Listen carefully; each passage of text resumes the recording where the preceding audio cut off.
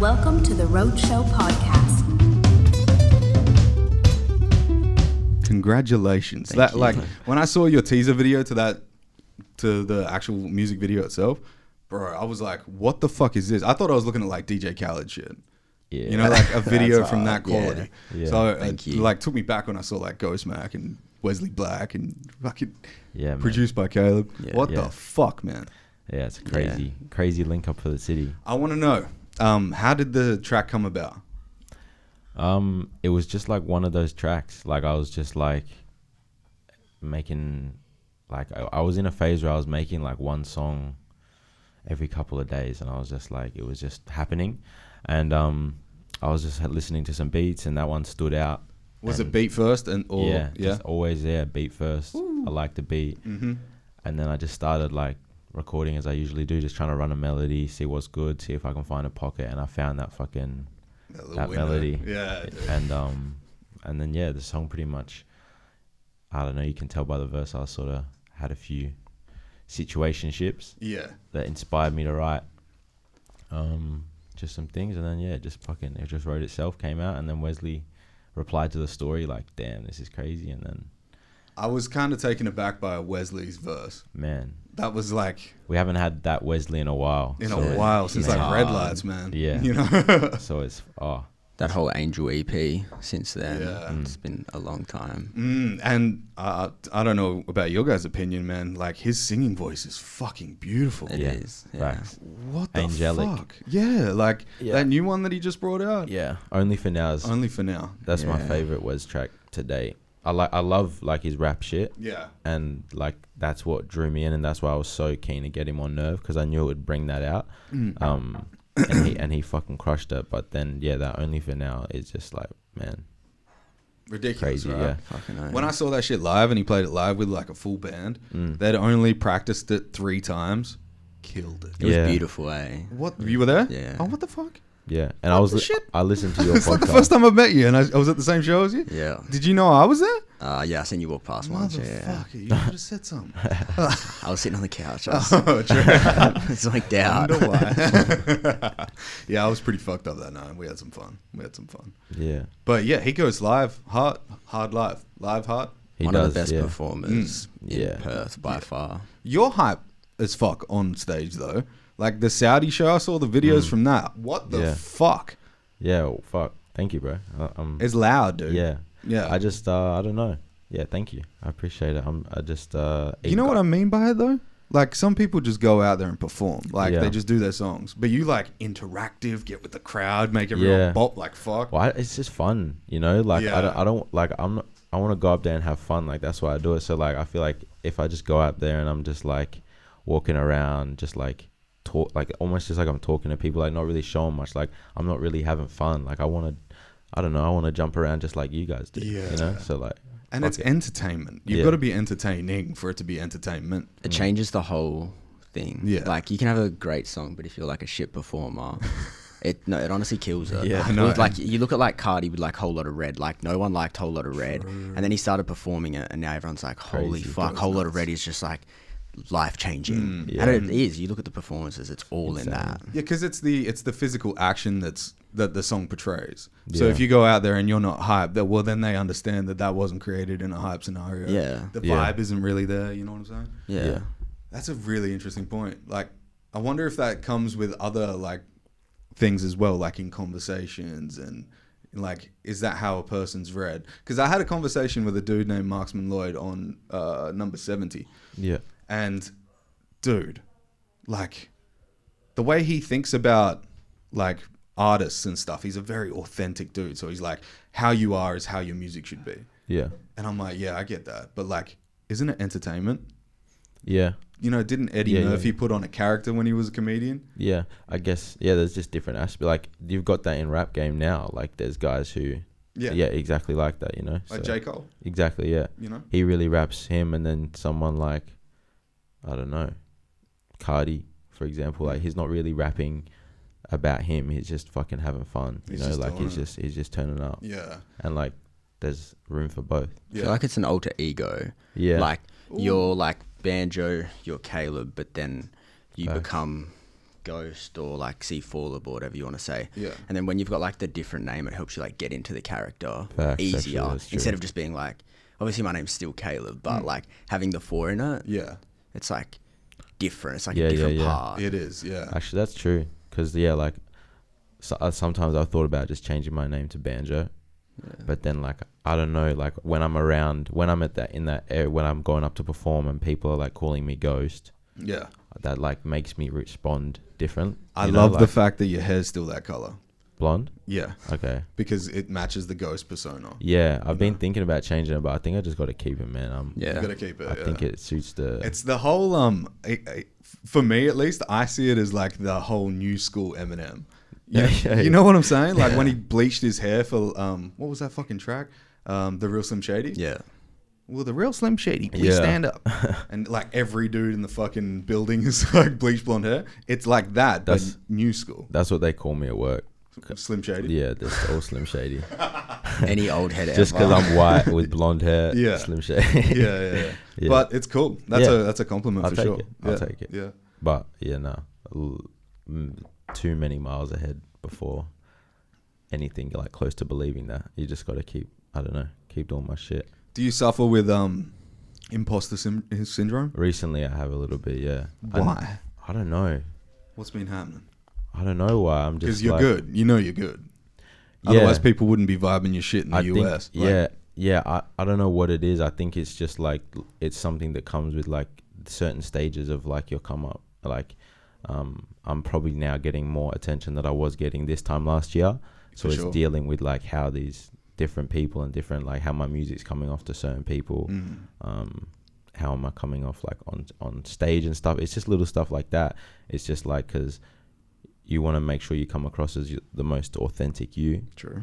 But like I feel like sometimes that can be misconstrued through like TikToks or reels or cut ups from this or little, you know what I mean? So I'm like just trying to juggle that, but it's not an issue, but it's just like something, you know, like that little imposter syndrome I feel like is like, I don't know, I'm just learning it. I think everyone has to go through it. Like you have to have some, if you want to break through, you've got to be in a different mentality, which means being challenged. Pulls you out of your comfort zone. Like when I first started the podcast, I also started doing reel reactions. So if you scroll all the way down on the reels on Instagram, I remember seeing them. I've got like 5.7 million views, 3.8 million views, and I had so many fucking people. Like I could see what it was. I saw it as like they're jealous. Yeah, they want that hype. They want that much hype, and they attacked attributes of myself that I wasn't even aware of. They're like, his fucking hairline's going back, big ass forehead, all this shit, right? And I took it and I was like, oh, this is fuel. Yeah, because now I don't have to feel like an imposter. I know people are going to critique me. I can be myself. I always critique myself. I've been a bodybuilder and everything. I always want to get better. Yeah, but they weren't critiquing the video. Yeah, they're critiquing me. It was like, cool, I can now get over that because I've experienced it. Yeah, and I think with like music and any kind of exposure that you have to like a huge audience, it's gonna bring some dickheads. Like 1 in 100 is gonna be a dickhead. Yeah, and more than that. Oh yeah. But like you've got to take into the variables into account. Because you've got jealous people, you've got people that regret not doing it for themselves, so they like to outwardly attack rather than like look at their own demons. You've got like people that care about the genre so much that like they don't want that. Yeah, the gatekeepers. Yeah, the gatekeepers, like radio stations, everybody. Yeah. Like, everybody will critique you. It's just a part of it, isn't it? It's all part of it. And not everyone's going to love you. And I think you kind of just have to feel sorry for those people. Because like, it's not that they don't love you. It's that they're not open enough to feel the music. Yeah. I kind of... That's what I used to get caught up and think it was like, like why? But now I'm just like, damn, like that sucks. Like that actually sucks. But I should tell people, I just got out of hospital like an hour ago. Yeah. I'm shaking like a fucking bitch. Yeah, you were sending us pictures coming out of that bitch. With my ass caked up. I was like, yeah, we're sending this shit. I literally just fucking had a shower. I was like, I'm fucking sending this. Yeah. I don't know why. That's what fucking hard, what do they call them? Dedication, hard yakka. That's what Caleb would say. Hard yakka. That's what hard yakka Coming and is. doing a podcast an hour after. Yeah. That is hard yakka. Yeah, well, it's not like like some people have said to me, like, why don't we just like chill out for a bit? Like, don't go so hard. Even my parents, they're like, don't go so hard, just like relax. And I'm like, you don't get it. Yeah, I got to. Like, I think when you love something, yeah, it changes. You want to do it. Yeah. Like you want to do that. It's like your baby, you know, like you've got to feed your baby so it stays alive. Yeah. And that's kind of how it is. You know, it's like when you're surfing, you don't stop halfway when the, what do they call it? The swell comes in, and you go, you know, I do need to take a break here. Maybe I'll get on the board soon, and then the swell's gone. You're like, oh, fuck. Yeah. You know what I'm saying? Yeah. That's a terrible analogy. But I get you. I was following you. yeah. Oh, fuck. So how long did you guys take for like the mixing and all that stuff and recording for Nerve? The recording was done. I did my stuff, like everything of my part. I did that was one night. So I did my stuff all one night, and then I think like a week later, Wesley came through. We recorded his. Mm-hmm. That was like an hour. What studio are you recording at? Just mine. Yeah? My house here. You're Yeah. still doing it? Oh, fucking, that's crazy. Yeah, the sound quality's gone through the roof. Yeah. Well, and then we bounce it out to Dinge. So then we go to Sauna Studios. Get a And nice that's where, mix. and that's where it gets done. We were in the mix. It was like me, DZ, Jet, and Dinge for like, I think it was like 3 hours. And then Whoa, that quickly. it would have been 3 to 5. Actually, no, we do a 3 hour and then we do a 2 hour usually. Yeah, so about 5 hours. Fuck, man. That's crazy. Mm. That's actually crazy. It takes me like at least 12 hours to mix a song. Yeah. Fuck. I go so deep. It's so Yeah. stupid. And we go crazy. Like there wasn't that many in this one, but like usually we do hella crazy. Like we'd like that. Oh, the Like, layers on yeah, that. with the layers and like the reverbs and like all the different chops and fades and like it's like we take so long going into everything. Is Dinge mastering as well? Yeah, Yeah. yeah. He's Because a wizard. he's a fucking wizard, dude. Yeah. His reverbs and stuff are so clear. Yeah. He like cuts away the perfect fucking frequency so everything's vibrant. Yeah. It's crazy. With the Nerve, like super happy. Like we hit like a pocket that like, because this is probably the 4th song I think is mixed and mastered for me, and we hit like a pocket of like really like we Gold. really liking of how we like it was sounding with like everything that we just felt like it was really good balance. Awesome. And He's then- getting better. Yeah, Yeah. 100%. Yeah. Because he's working with a lot of people now. Everyone. Yeah. Sauna Yeah. Studios is like blowing up. Yeah. It's coming up to being like a levels kind of, you know, zone that you can Yeah, go yeah, into. yeah. For sure. Have you recorded at levels before? One time. Yeah? One time for CGTV with Carlo for the thing they got coming up. Yeah. Keep an eye out for that. Oh, shit. Yeah. When did you record that? Probably about 6 months, 4 months ago, 4 or 5 months ago. Yeah. I've only been there once just because I record everything at my house. Yeah. And then I've always just had DZ or Dinge mix and master. So I like levels and shit. I just haven't gone there. Yeah. No, I think it's beneficial to artists like for working with like a range of producers and mixers. Yeah. Because you get an ear for what true. you like, and what one person misses, another person's normally good at. Yeah. You know, they all have their style that suits your music better. Like, there's some artists that I would have like more low end, so I'd go to a different studio than do it myself because everything's like super trebly. Yeah. I come from a heavy metal background. Yeah. But yeah, and then during the mix is like when like obviously Caleb heard it early on, like pre-mix, and then like he was just writing ideas down and stuff during mix, and then like as soon as we got it mastered, we were like, yeah, let's go. Yeah, it's dope. I like it like because, let me rephrase that. I'm cutting that bit out. I jump on my words, bro. It's so bad. Just get out of hospital. Yeah, and I'm fucking pretty faded. Yeah, I like the context between the track, all the boys being there in the music video, and like the activities that you're doing. Yeah. It's like all very posh. It's fun. But it's like it's a Yeah, it's gangster fun. track. Yeah. It's really cool. Yeah, that was like what it was. It was like I want to take like a regular rap video Yeah. and then like flip it on its head. So like the cars, the dogs, you know, the nice house, the pools. Yeah. But now we're like posh white boys. Yeah. We got little yappy white dogs. Like we got tennis courts. Everyone's got jet skis the and dead drip on, the dead drip, like stuff like that. Like, I don't know, you take what's like a popular and big thing and then change it your like 3 to 10%, and it's so marketable because it's mainstream, but it's also niche, and it's like different. Yeah. I like how you put your name on the number plate. Yeah, it was hard. But also, all that 3D stuff was done by a guy called Digital Burial. What?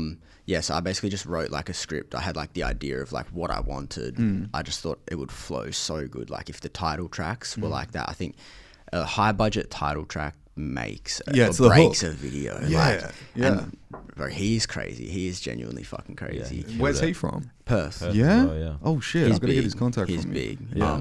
Does shit for like heaps of people, big brands, artists. He's done stuff, I'm pretty sure, for What So Not. Oh, very nice. but, They're like, coming yeah. soon, yeah? Yeah.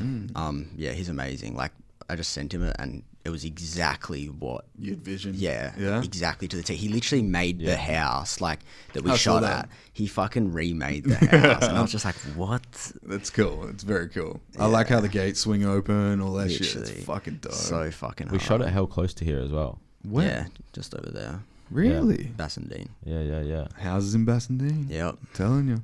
Yeah. Yeah.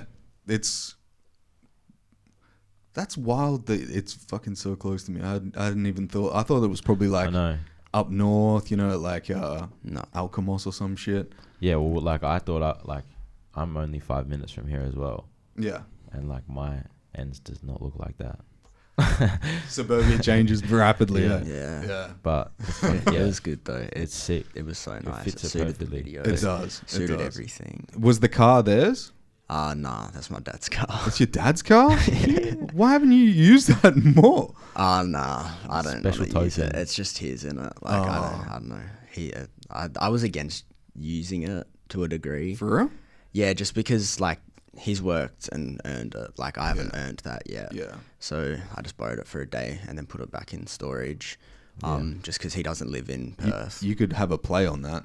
You could What do you write mean? like a sign inside the car and it says dad's car, don't drive. Put it where? And like do a music video.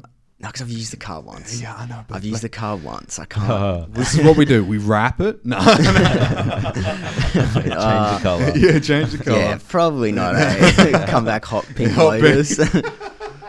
Like gold trims and shit. Yeah, if you haven't met him as well, he's like the least like hot pink bloke you'll meet in your life.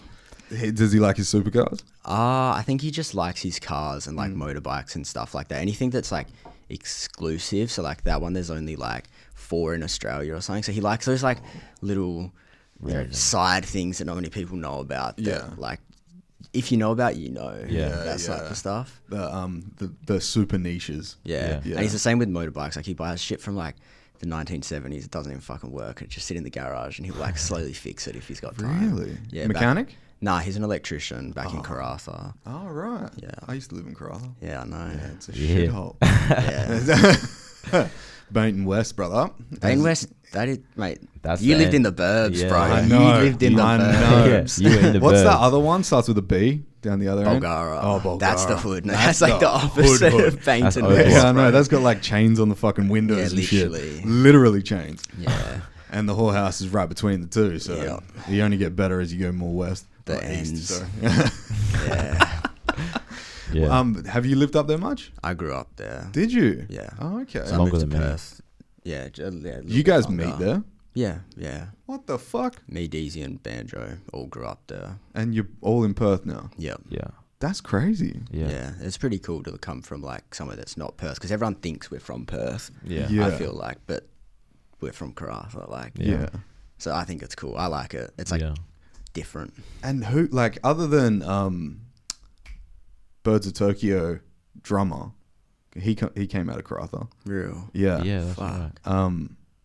You guys would be the only ones, I'm guessing then, right? Yeah, I mean, Yeah. there Doing might rap. be someone else Doing that rap. we've Doing missed, rap. but Yeah. Yeah. but I like- think it'd be cool. Like, it'd be so cool to be able to say you're from Like, there and like gotten Yeah. big. It- on and a for level people- of what he's doing, Yeah. definitely, I don't think that there's like some actors there's some like footy players. True. But like on entertainment though, like this music? level, like what we're doing for music and like Different. a different like subculture of music, like Yeah. underground rap and shit like that. It's almost like you guys are being a gift from a small town to a city. You know? Thank you, but yeah, thank you. Well, if you, Yeah. if you're saying it, then we'll take it. No, it's true Thank though. you. Like Thank you. because there's so many like different types of artists in the city, and I think trends come around too often, and people try like take drill.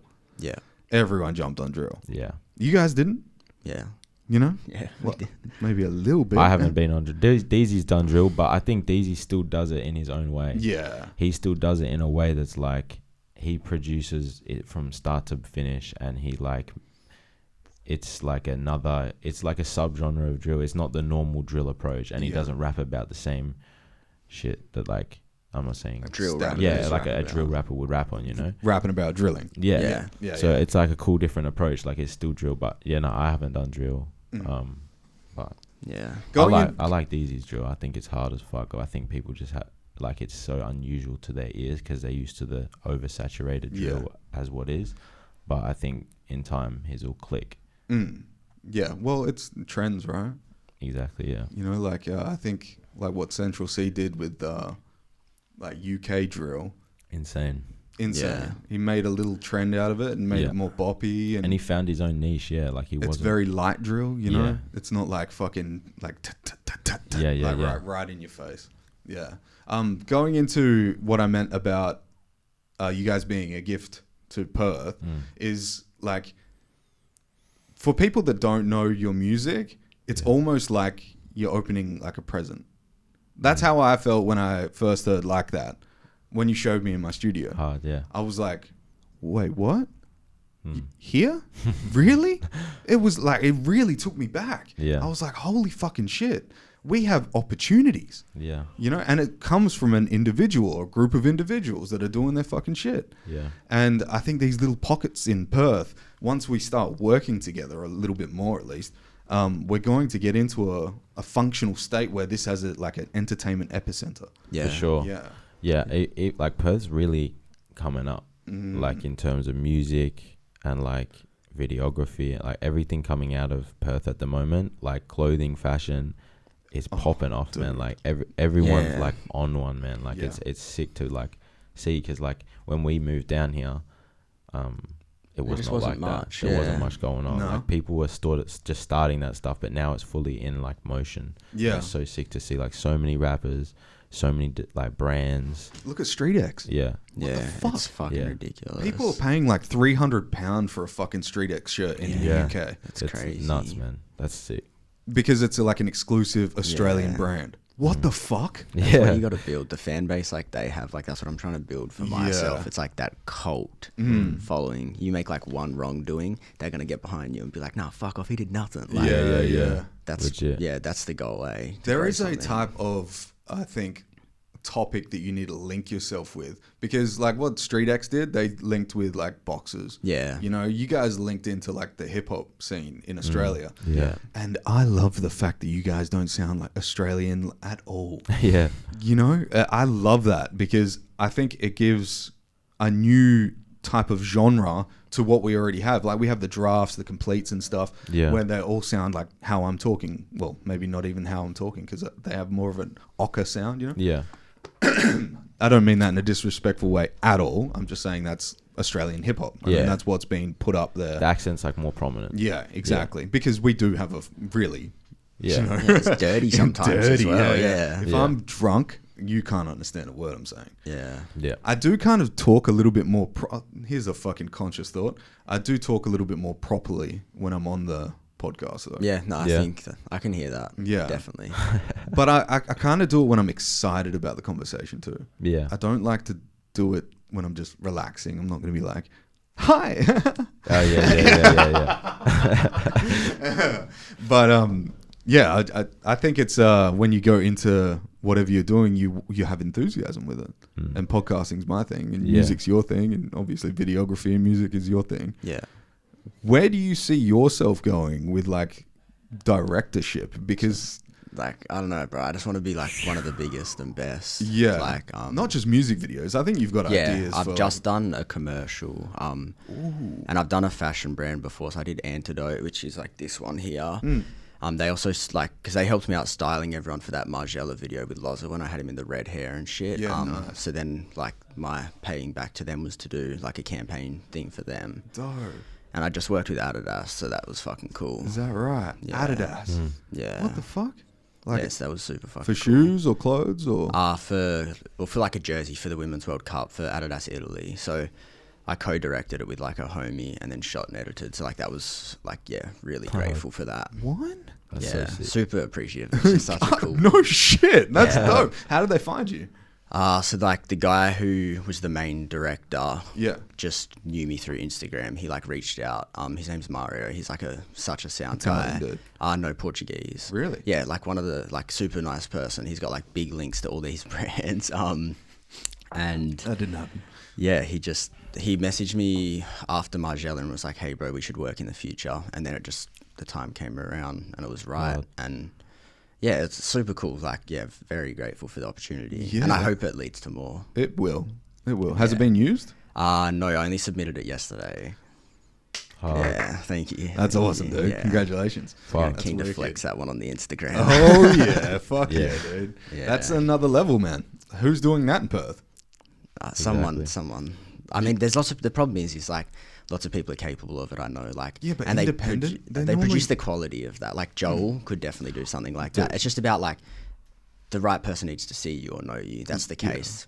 It's hard like that. But it's It is, creative. but like as long as you're social enough, that you have like an understanding that you need to reach out to certain people or like Yeah. always be kind when you're talking to anybody like to do with what you're doing. yeah, But you should probably hold yourself in that standard forever. Like if be kind to everyone. yeah, Yeah. for sure. Exactly. I think it goes a long way. The like it energy does. you put out It does. to everyone else. Yeah. Like when I'm in a shitty head state and I'm not trying to be social at all, I think when I am, that's an extrovert type, right? Is like when you talk to people, you get charged up. Introverts get charged up from alone time. Yeah.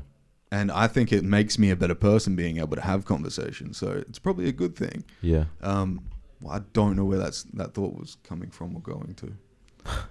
No, I feel you. Yeah. Yeah. That's weed, ladies and gentlemen.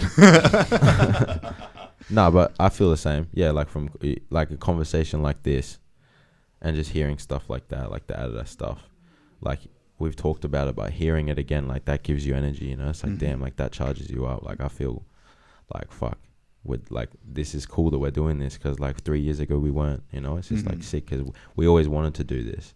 So like Yeah. we're not there yet, but like all these little things happening, little signs, being in the right time in the right place, speaking to the right person, them seeing your video, like all that shit is like little signs. It's just like, yeah, keep going, and like charges you up. It's crazy. How did you feel after you had those American dudes streaming like that? That was crazy. That was cool as That shit. was sick because I've been like, I've seen their like clips and stuff. Shout out to the One More Time podcast. Them guys, yeah. I seen their clips on like TikTok and stuff popping up, and like at the start, like I just flicked past it, but then obviously like they had a few that like stood out, caught my eye, and then I just started listening to their podcast. What were we talking about before we got into this though? One Time podcast. I wanted to give a shout out to them guys because the guys from America. Yeah. Big shout out to them because yeah, that's sick. They're hell sick podcast, and just like interviews and stuff is they really like put you on. Eventually I want to get out to Atlanta. That's why I started listening. I think my algorithm was like pushing me Atlanta stuff because I was like looking up flights to Atlanta and shit. Oh, right. Yeah. So I think it started pushing, and I eventually like found them, and yeah, they're hard. And but bro, the Russ from Atlanta, I think that also, I don't know if it's had any correlation with how those guys, if they found my page or not, because I swear one of them liked one of my TikToks or something. That's how I Right. found their page at the start. But yeah, Russ was massive. Like when he commented on my TikTok for like that, Yeah. that was crazy. Like that's the biggest sort of thing from the States or like outside of Australia that sort of reached out that I've been like, holy shit, it's like my idol sort of shit. No shit. Yeah. Russ is huge. Yeah. And he's so fucking inspirational in the scene. Well, I was telling you last time I was on here that's my favorite artist, and like I was aspiring to do shit like him. So like for 8 months later, him to comment on one of my TikToks saying shit's hard, and like that was like mine, but I was like fucking gassed, man. Yeah. Yeah. Do you know in Atlanta, Georgia, Mm. they have like a system where you're bound to blow up off your music if it gets in the strip clubs. Yeah. So Yeah. Because that's what Lil Baby was doing. that's what Lil Baby was doing, right? Yeah. So I think you should hit up strip clubs in Atlanta. Bro, I'm telling you, I'm working on it. Oh, yeah? Merv would Yeah. pop in Getting the on their strip club. Instagram pages. Yeah. And Well, I got a guy, I know a homie, Tough With It Rugs from Perth as well. right. He's from St. Louis, and I was talking to him. I went and linked with him, and he was St. just like- Louis? St. Louis, yeah. Sorry. St. Louis. Yeah, St. Louis. Damn, he's gonna kill me for that, man. Fuck. Oh, well, it is what it is. Yeah. And he was saying like you should definitely go out there. He's like for sure, like Yeah. any in his words, white boy Mm. that can rap goes out there, Pops off. He's gonna pop off. Yeah. So I think there is there's something to being, I know this sounds ridiculous, but a white boy in hip hop, yeah, because you see a lot of them and you can tell it's just like they want to do it because it's the thing to do, yeah, where you're bringing something different. mm. And like, just like the likes of like Machine Gun Kelly did something different, Eminem did something different. yeah, I think you actually like, you're putting in time to show the difference. yeah, Because anyone can just, like I said before, just perform, even on Yeah, the yeah. fucking music video. But you're Yeah. fucking Yeah, there yeah. fucking getting it done, you know? yeah. I love that shit. Yeah, I think it just comes down to how much you love it and how much you care about it and how much it's in your fucking soul, like how much you feel it as well.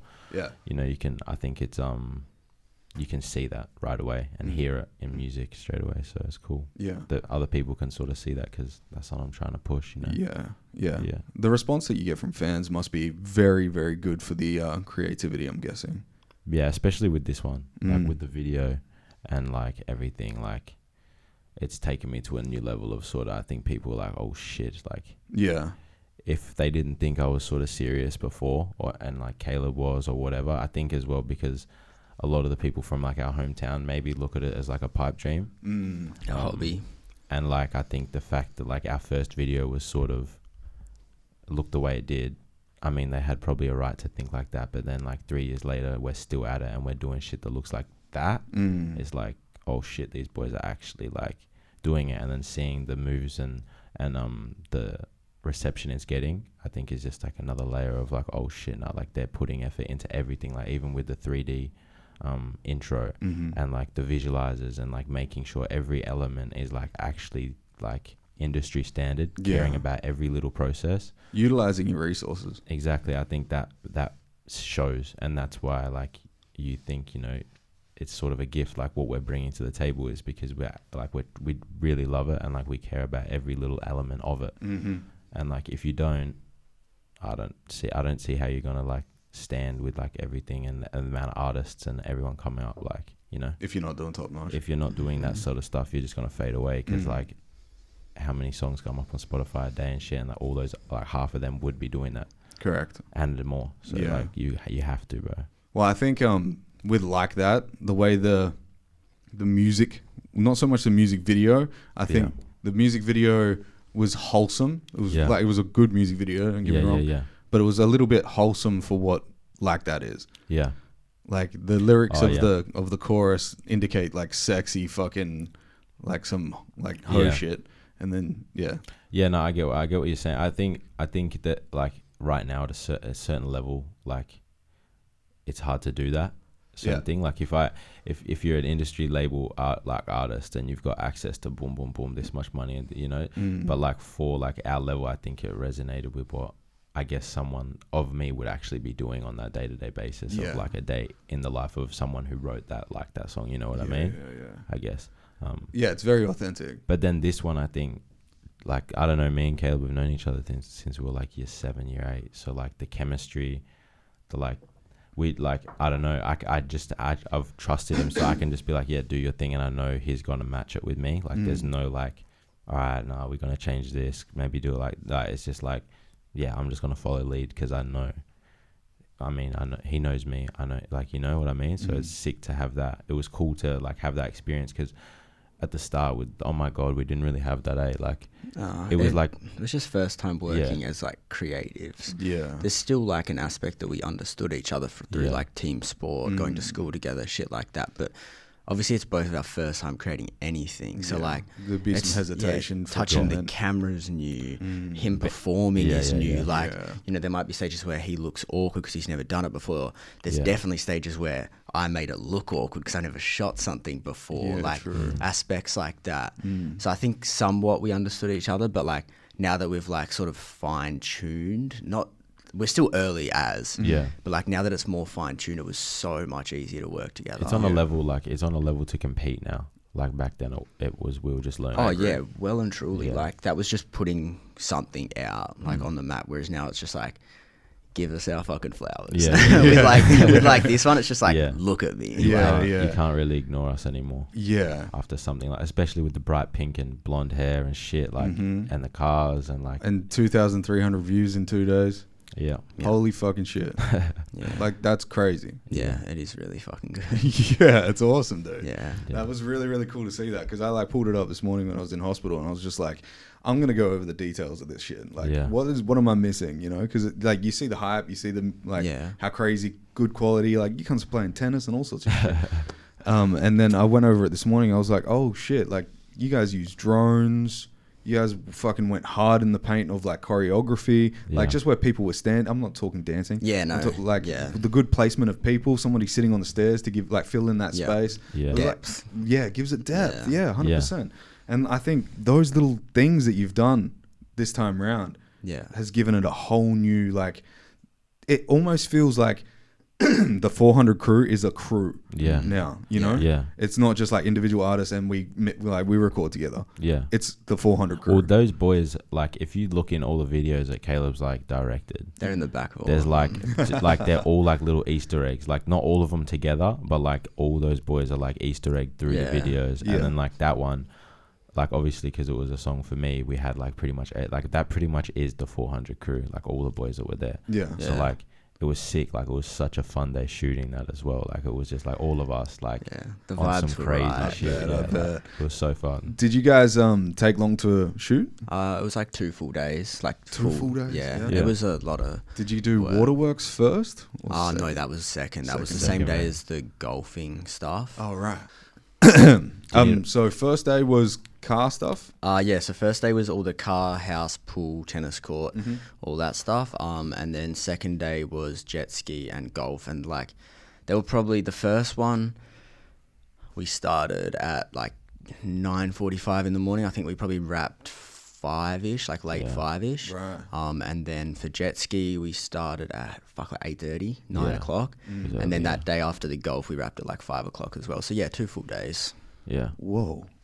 That's Yeah. awesome. Yeah, it was it's a lot sick. of work, but it's fun. Like was like fun we work, said, man, yeah. all the boys, like we're doing cool things as well. Like that's like the part I love about doing like different music videos is like you get to do some of the coolest fucking shit ever. Yeah. Like I Cut never. to you jumping yeah. out of a fucking aeroplane just trying to Yeah, get the shot. literally. Like last week before I went to Bali, like doing a new one with Wes now, and we had like pro wrestlers. I saw and shit. that. Like That was bro, you doing that? Yeah, What that's the like fuck? shit I never thought I'd do. Like being a kid back in craft, Yeah. like when we were playing soccer together, I never would be like, bro, in 4 years' time, like you're gonna be having sports cars, having guys dressed up like white Yeah. That's boys crazy. from the burbs, like and doing like wrestling and doing like a tattoo studio video and like Yeah. shit like that. I think it's the coolest thing ever. It's awesome. Yeah. You get to utilize all these different types of things in life, and like you're going to do more cool shit as you go along, Yeah. and like as the bag gets bigger, and Yeah. you do more shows and tour and all Yeah. that.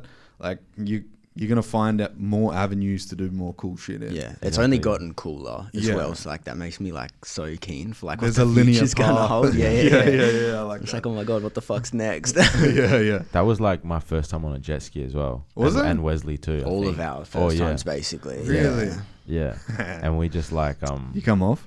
yeah, bro. Me and Wesley were like out because we had to keep like we had to wait for the drone to like get in shot. Yeah. So we would like go out, and then we were like waiting, bro, and we were literally just sitting there, like no one was turning. We were just waiting, and bro, someone like boat came past, and like yeah, bro, and the full thing just rocked. And me and Wesley just jumped off the like tipped the thing. No. Wesley had my phone like in his life jacket. Oh shit. So we both jumped in. Wes like jumped on top of me, and then like I thought I didn't take the safety out of my jet ski, because the first time I forgot about like the safety thing. So I thought it was just gonna keep going, like slowly, but like keep going. Yeah. So I got grabbed onto the back, pulled myself up, and then Wesley was like, "Fuck your phone!" Like he was like freaking out in the water, and I was like, "Nah, like the phone's good." And then he started freaking out about jellyfish. And he's like, "Bro, I can't deal with jellyfish." Really? Yeah. I was like, "There's fucking bull sharks in here, bro. The jellyfish is not what you care about." Yeah. And then but yeah, we got it, and then we got the shot. But yeah, it's shit like that. It's like like memories from that day that you like. It's like that. You this hold is that. sick. Yeah, like that gives you motivation. Like, let's do more of shit like this so that I can do this for the rest of my life and get paid for it. Like that's crazy. Yeah. So like yeah, it was dope. That's the cool thing I like about music. Like with music videos, it's like a visual aspect. When I first started doing podcasts, it was literally just microphones. Yeah. And then it was a camera and a microphone on somebody else, and in the distance you hear me like, "So tell me about your music." Yeah. And it's like, no. A podcast is 2 cameras, and then I got into like, ooh, what camera suits the best for like the style that I'm going for and all. Yeah, it's That's cool. sick. It is really You go cool. deeper into something, then you get to explore it, and then you get to add creativity to it. Yeah. Yeah. Once you get the techniques down, and then you can like play with what's yours, what isn't yours, Mhm. then you find your style, like your niche. Yeah. And then that's when it's like just like a flow. Yeah. Well, I've had to learn DaVinci Resolve, Premiere Pro, Fruity Loops, all in the last 3 years. And I think I'm doing well with like how I'm using and utilizing things. Yeah. But when you, like you said, when you get to that state of like, you've got a flow state almost, like because you know the techniques, that is like so fucking paramount. Yeah. And like nobody can interrupt you. Yeah. Like they can try, but they're not going to. Yeah, it's fucking, Exactly, it's like beautiful as well, like, because it's, the flow is like, it can be anything, like it can be editing a music video, directing a music video, writing a song, recording a song, talking on a podcast, anything. That's like the most beautiful thing about it, is it fits to anything. A flow state could be someone baking a fucking loaf of bread. Correct. And that's what's beautiful, like everyone has their own version state, of what's considered like flow. Yeah. And everyone achieves it differently. See, I used to do like a bunch of like floating, like sensory deprivation floating. I've done like over 300 floats. And I always thought to myself that this is the only flow state that matters, like this feeling of like pure zen and meditation. Yeah. But I get into those zones when I'm like producing now, or Yeah. like when I'm doing a conversation. Sure, there's a different aspect to it. Like my breathing's faster than when I would be meditating if I'm doing a conversation. Yeah. When I'm producing, I'm usually caffeine to the gills and just fucking going nuts. Yeah. There's nothing fucking parasympathetic about that at all. And I think most of the time when you have a good solid foundation of technique, you can get into those little zones. Yeah. And when it comes to creativity for music videos, the creative side of doing something new or trying something new and filming at that location, that's got to be like so wild to see your vision, what you already had, come to life, and then industry standard come to life. That's true. Yeah. You know, like your vision became an industry standard. Like what? It is fucking crazy. If you put it like that, like I've never thought of it like that. Of course, but it is. It's like, there you go. That's a crazy way to look at it. Because like, beautiful. thinking of like how Caleb would send me the stuff of where we're going to shoot. And then being like, how the hell is this going to like match the video? Like, you know, and then you get there, he's like sussing it out as well, like gauging where to shoot, where's the best spot, and then like shoots, and then it's like perfect. It's like, it really, like, it's looking at it from that lens is crazy, just because some of the places I was like the water was hell brown and like at Swan River, and like the beach didn't look that good, and I was like, I didn't know how this is gonna look. And then like when he touched it up, like got the shots and stuff, like crazy, like the water looks blue as hell, like it just looks, you know, stuff like that. It's crazy. Thank you. It's pretty wild. Thank you. Yeah, I spend a lot of time on it. I spend a lot of time on all my videos. I can tell. Yeah, like it's a ride every single video. It's like 50 plus hours, well and truly. On one video? Yeah. Yeah? Yeah, well, because like, obviously for the Nerve video, we shot like on location, but a lot of videos I build the sets and stuff like that. So like, all the art direction, I got to source shit, build shit, styling. So like doing the boys' outfits, all that stuff, the writing, it all, it just siphons through. So like, the problem is like, I forget so many things. So I feel like once I can just focus on directing, and I've got like a cinematographer, an art director, like all that stuff, I think like my work would be so much better because I forget so much because I'm trying to process so much. How do you write? Like, how's your writing? Do you use like a scene? Nah, I used Scene to. to scene thing? I used to try the whole script thing. Like I did a full, like a storyboard for like the Oh My God video, that our first one together. And like, it just didn't work, man. It did not work. I work better like when I've got like dot points of like things I want. So anything I need to get that's like a must have for the edit, dot points. Everything else is just like in that flow state. Like when I'm on set, like trying to direct Banjo, trying to direct Wes, trying to tell where the extras to be, that's when I'm like ticking my best ideas over. So like as long as I've got the rough idea of what I want, then the best shit comes out when we're all together, because everyone's like, Banjo's got a good energy because he's excited, Wes is excited, the extras are excited, I'm excited. It's like all the energy there just fuels like the better ideas, So it's beautiful like that. For lighting, do you have a lighting guy or? I know, I do my own stuff. You do as your well, own lighting. Crazy. Awesome. Yeah, thank you. That's killer. Yeah, I'm keen to have people to do shit like that. Like You'll excited. Get there. You'll get there. You'll have a team eventually. Yeah. I can see this and it'll be short. It'll be within the next year. Oh, thank you. Yeah, for sure. If you're lining up with like Adidas and stuff, I would honestly like go down the road of like doing commercials, but just so you get a bag. Yeah, no, definitely. Well, the money's there in commercials, especially with big brands and stuff like that, compared to obviously like, us upcoming artists. Like, we work fucking jobs. Like, it's hard to get even time to do these things, let alone budgets. Yeah. It's hard. And then compete with like labels who are throwing money at their artists. Damn. It's wild, right? It's a grind. It's hard. But like, we love it, man. Yeah, exactly. Like, fuck, bro. Like, I was thinking the other day, like, I've never actually thought about just like getting home from work and like, just like, all right, looking at like a house to buy or my favorite car to buy, or like, I've just never thought like that.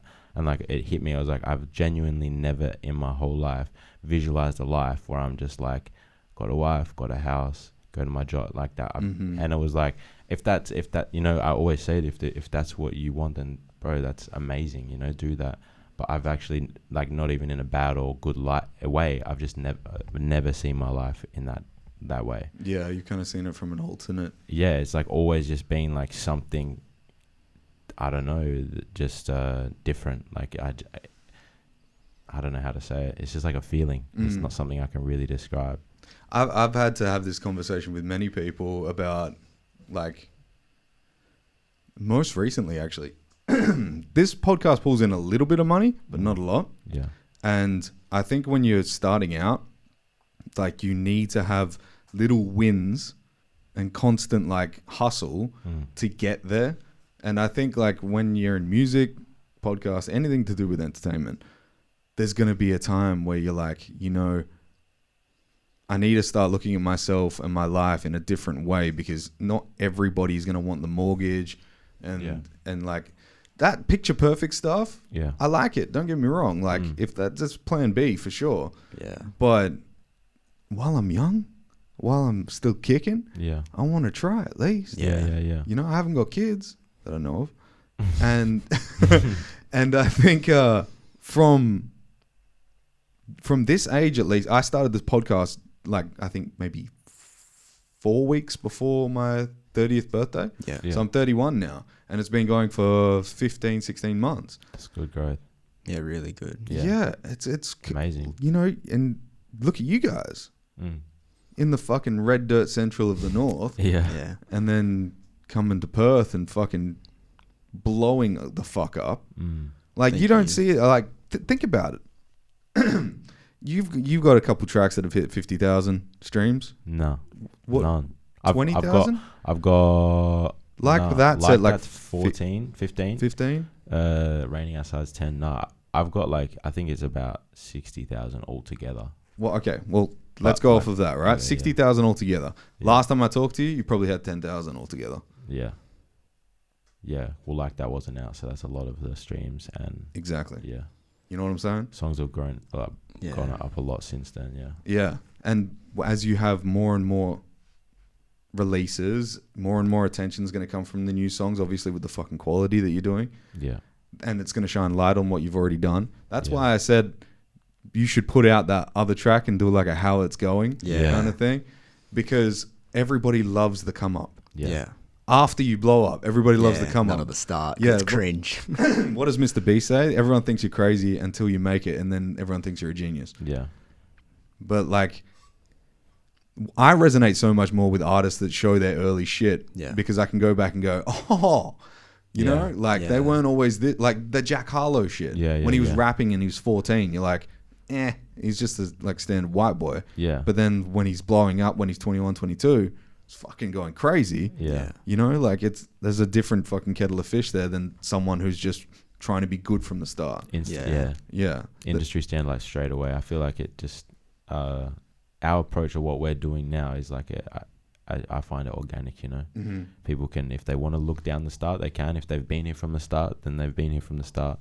If they want to go and join, like if they find me when I'm at 50k followers and they want to become a fan from when I had 5k, they can go and do that, you know, rather than just like this mysterious sort of all of a sudden I'm everywhere, you know. Yeah. I like that because I like people being able to know that like, nah, I started exactly You're human. I sound exactly like you do right now, Mhm. 16 trying to rap, Yeah. and it doesn't sound that great, but you're gonna upload it anyway, and in 5 years time you have 50k as well, you know. Same.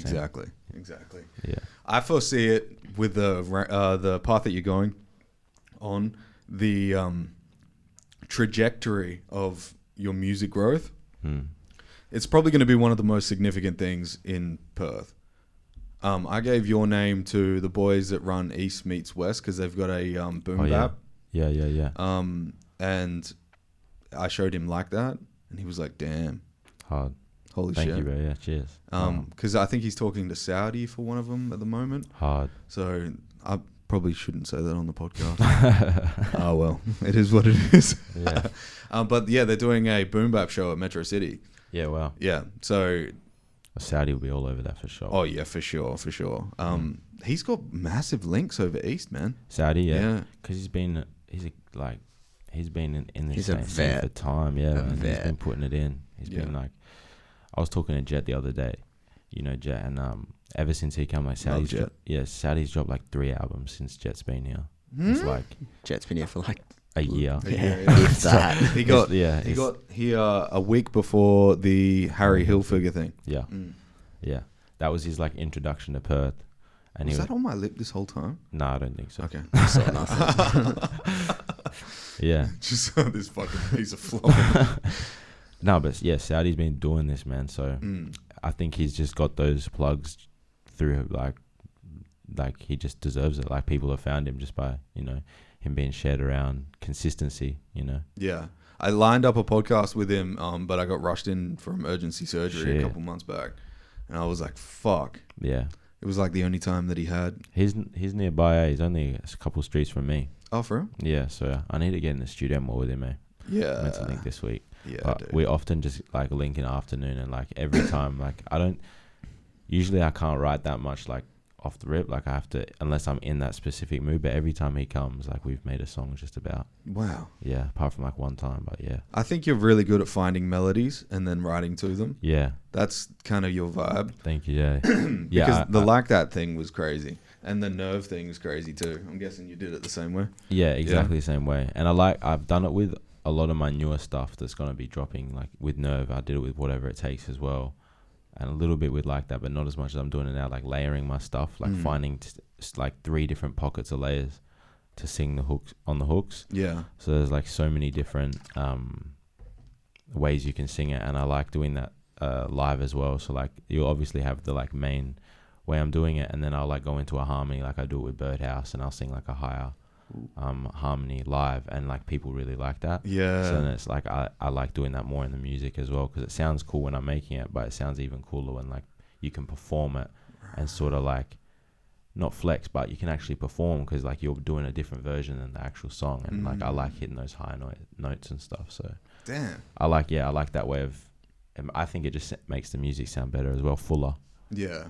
Where does your inspiration come from for the track, whatever it takes? For whatever it takes. Yeah, because that was a very street that, style. Yeah, that was like in the momentum of like that Russ comment. Like after he left that comment, and I was like sort of in that like, yeah, fuck this, I'm gonna do whatever the fuck it takes. And I was like hell pumped up, motivated. I had that beat just because like I like listening to those. It's not really a Russ inspired beat.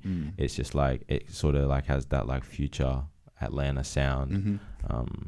And then that was like I just wanted to rap. I just wanted to hell get on there and just rap, and I was like feeling motivated from that shit. So, and then that just came out. Yeah, it's a and I like track. it because it's a bit different to obviously like that and like Raining Outside, and then boom, drop that even to Nerve. It shows the range that you have with your talent. For sure. Thank you, man. Thank Lots you. of versatility. Versatile. Yeah. Trying, It's a man. good word. Still. Yeah. What do you foresee in the next 10 years, like for Gho Tmac? Because Scary. You reckon? Yeah. I don't think so. Scary in terms of like the rap game. I mean, like scary for other rappers. Oh, I agree. Yeah. I agree. 100%. Yeah. I think in the next 10 years, I'm gonna household name around the world for sure. Yeah. 10 years is 10 years for sure. Yeah. Yeah. I can already see that, like, the way that you're going on this, like, because you're going hard, let's be honest. Now, you've put 3, 4, 5 tracks out this year? 3 5? tracks this year. Is it? No. 3. Is that only been 3? Yeah. But, like, damn. I'm still going hard, though. Yeah. I have a heaps of songs that I'm working on in the drafts and in the demos and stuff. I've been holding the trigger on mixing and mastering for some reason. My own whatever, I'm putting blocks on myself. But nah, I'm pulling the trigger now. So I already got a song coming out next month. It's mixed and mastered already. So it's gonna be like monthly now. Nice. Have you found like life stuff gets in the way of music? Yeah, massively. Does it? Yeah. Yeah. Yeah.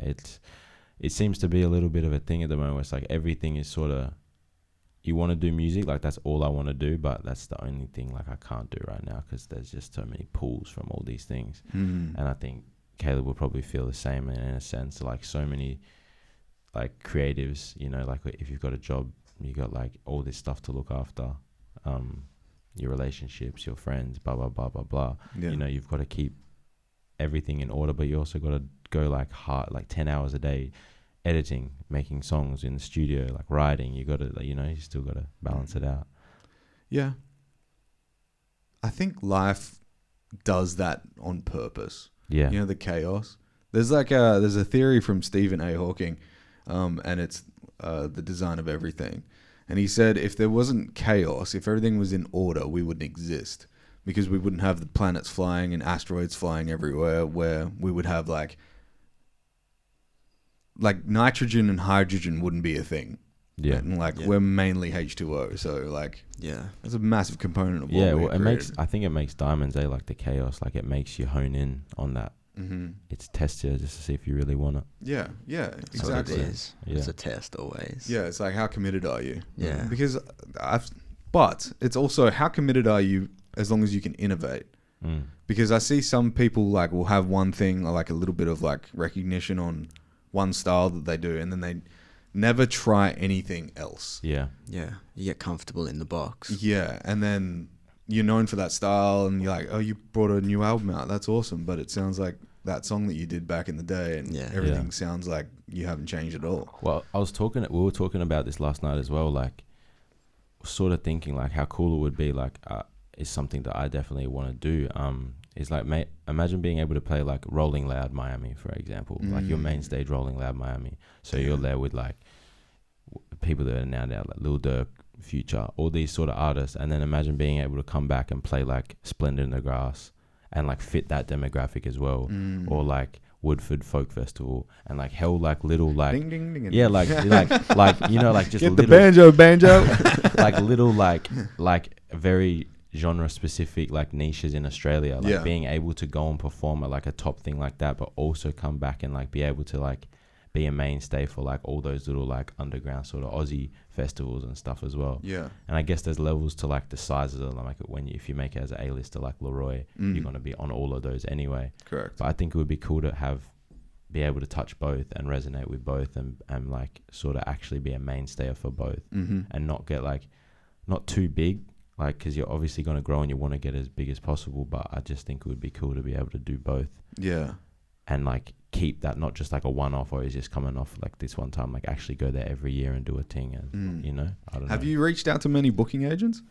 Nah, but I need to. Yeah, I think that would be like the I'm next. trying to build up. Like I'm trying to find networks in America at the moment because I want Do it here first.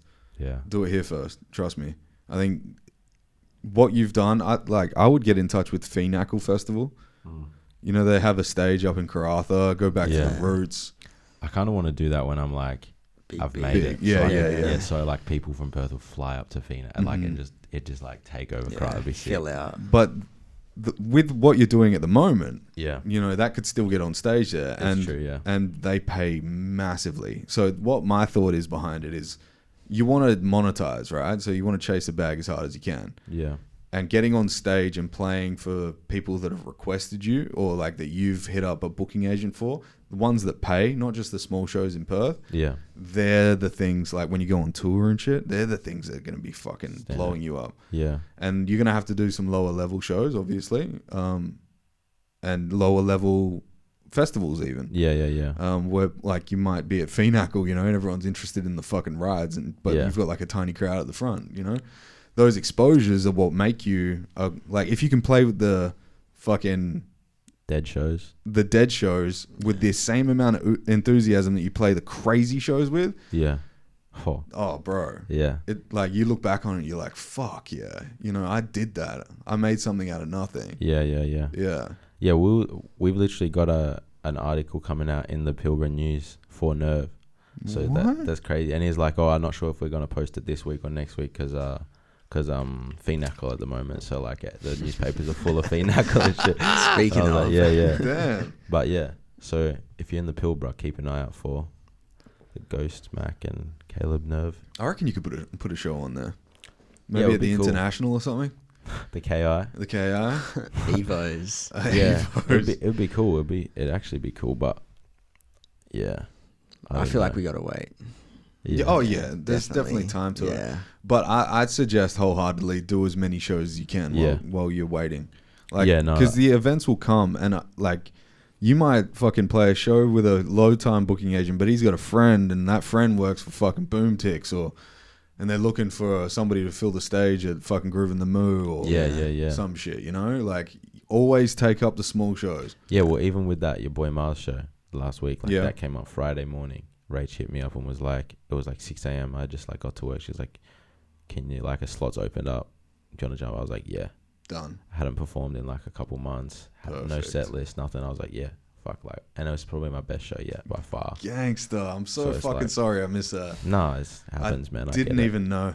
I was just planning for the Mars thing. Yeah, I don't think many people knew because like it was so instant. Like, I got my visuals and stuff to post like Friday afternoon. I posted on Friday and was performing Saturday. It all happened hell quick, but man, I'm hell grateful for that because that was like real sick opportunity. I'd never performed at Slim's before. Haven't you? No. Oh wow, that's and awesome. Like I think the fact that I just like sort of got that call up from like people who've been doing that in the Six for a long time, like 6K and Mars has been doing this. So to get that sort of call up, I was like, yeah, I have to just fucking go hard and show them like, represent. Yeah, like we're coming, like I'm following you, like we're going for this, you know? Yeah, they're doing some big things in Melbourne and Sydney too, which is for sure really dope. Yeah, Rach is awesome. Yeah, she's killing it. Got her shit together, man. Yeah, nice. And booking a show from the east, like she was in Melbourne. Yeah, man. And she booked the show, like crazy, right? Yeah, that's what I love about this place. Yeah, like Metro City. Everyone at Metro, like David, I think it is. He's apparently like one of the nicest guys. I haven't met him just yet, but I will. Because like the more that I talk to artists that are coming over from the East, like comedians that are coming over. Yeah. I talk to some fucking crazy fucks, man. I love it. Yeah. It's so weird. The joys of the job. Yeah, it's so weird. I just like message them and they're like, yeah, I'll come in. It's like, oh, really? Okay. And I want to see the music industry blow the fuck up in Perth. Man. I'm noticing that there is a lot more artists coming here now, Yeah. Yeah. which is dope. And smaller ones as well. And I think it was because of COVID. Yeah. You know, I think it was because like everybody was like, oh, this shit can fucking turn off at any point. Let's hit every city. Yeah. As soon as COVID fucking finished, Tom Segura, you know, the comedian Tom Segura? Yeah. He went on a 325 show tour. Fuck.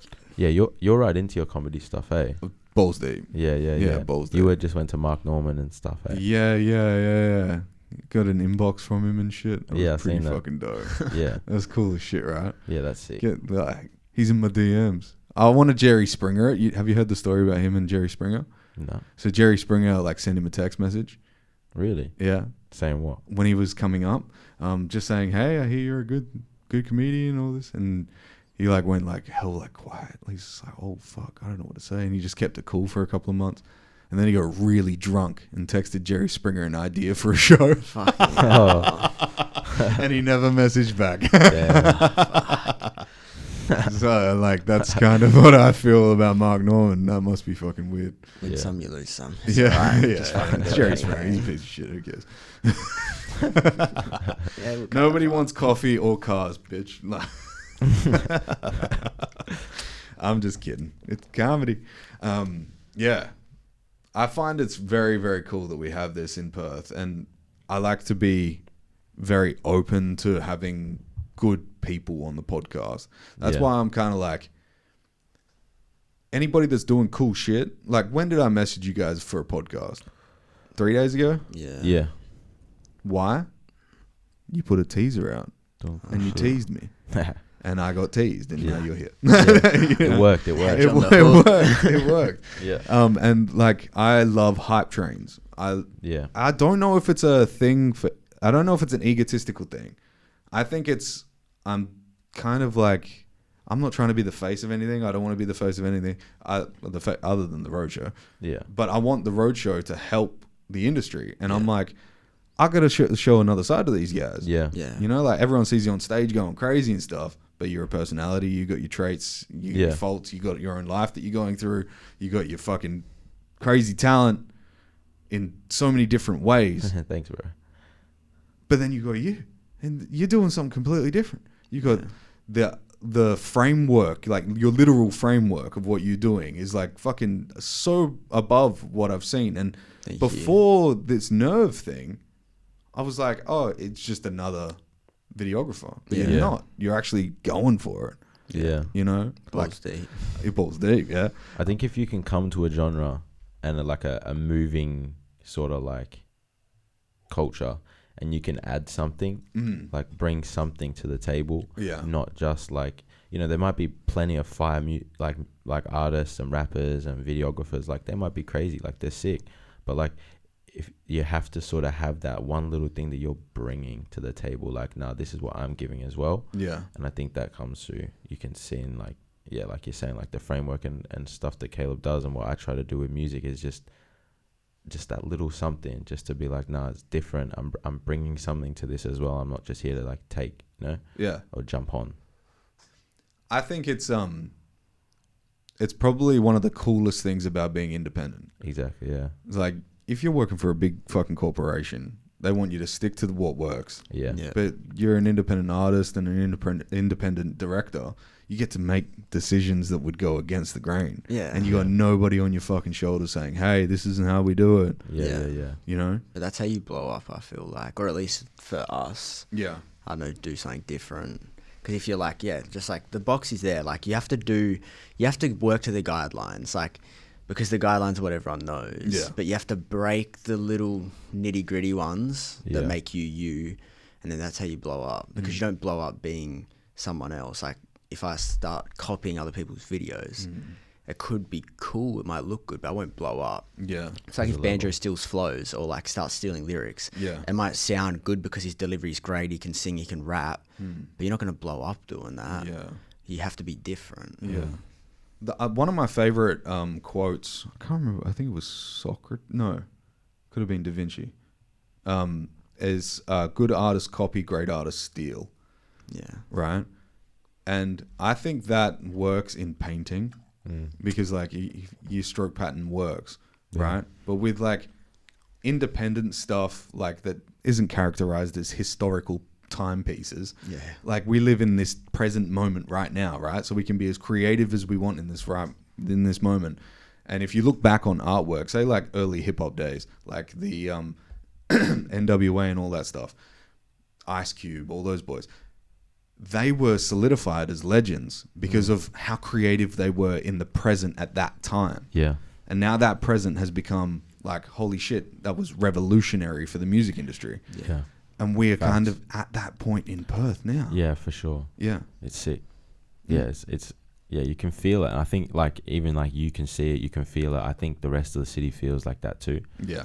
And I think that just makes everyone like just hone in on whatever they're doing that's like sort of different, because it's just like they can feel everyone sort of making moves. And like there wasn't a podcast here 3 years ago that was like interviewing rappers, No. you know, No. like people and that's whether or not people are following your Instagram account or they're seeing it from other people sharing it or seeing it through mutuals, you know, like, and that's like, oh shit, this stuff's happening in Perth now, you know, and that's just like a knock-on effect. So I think it's to everyone pushing right now in Perth, I think it's like we're really like shaping it for like what's to come next. Yeah.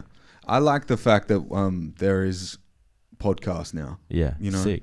it's not just the Roadshow. You've got so many other people doing it. Yeah. It's just like the music industry. When one pops off, Yeah, like everyone else is like, fuck yeah, I want to do that. Yeah. Yeah. And then eventually it gets the ball rolling. I never wanted to be a podcaster. yeah.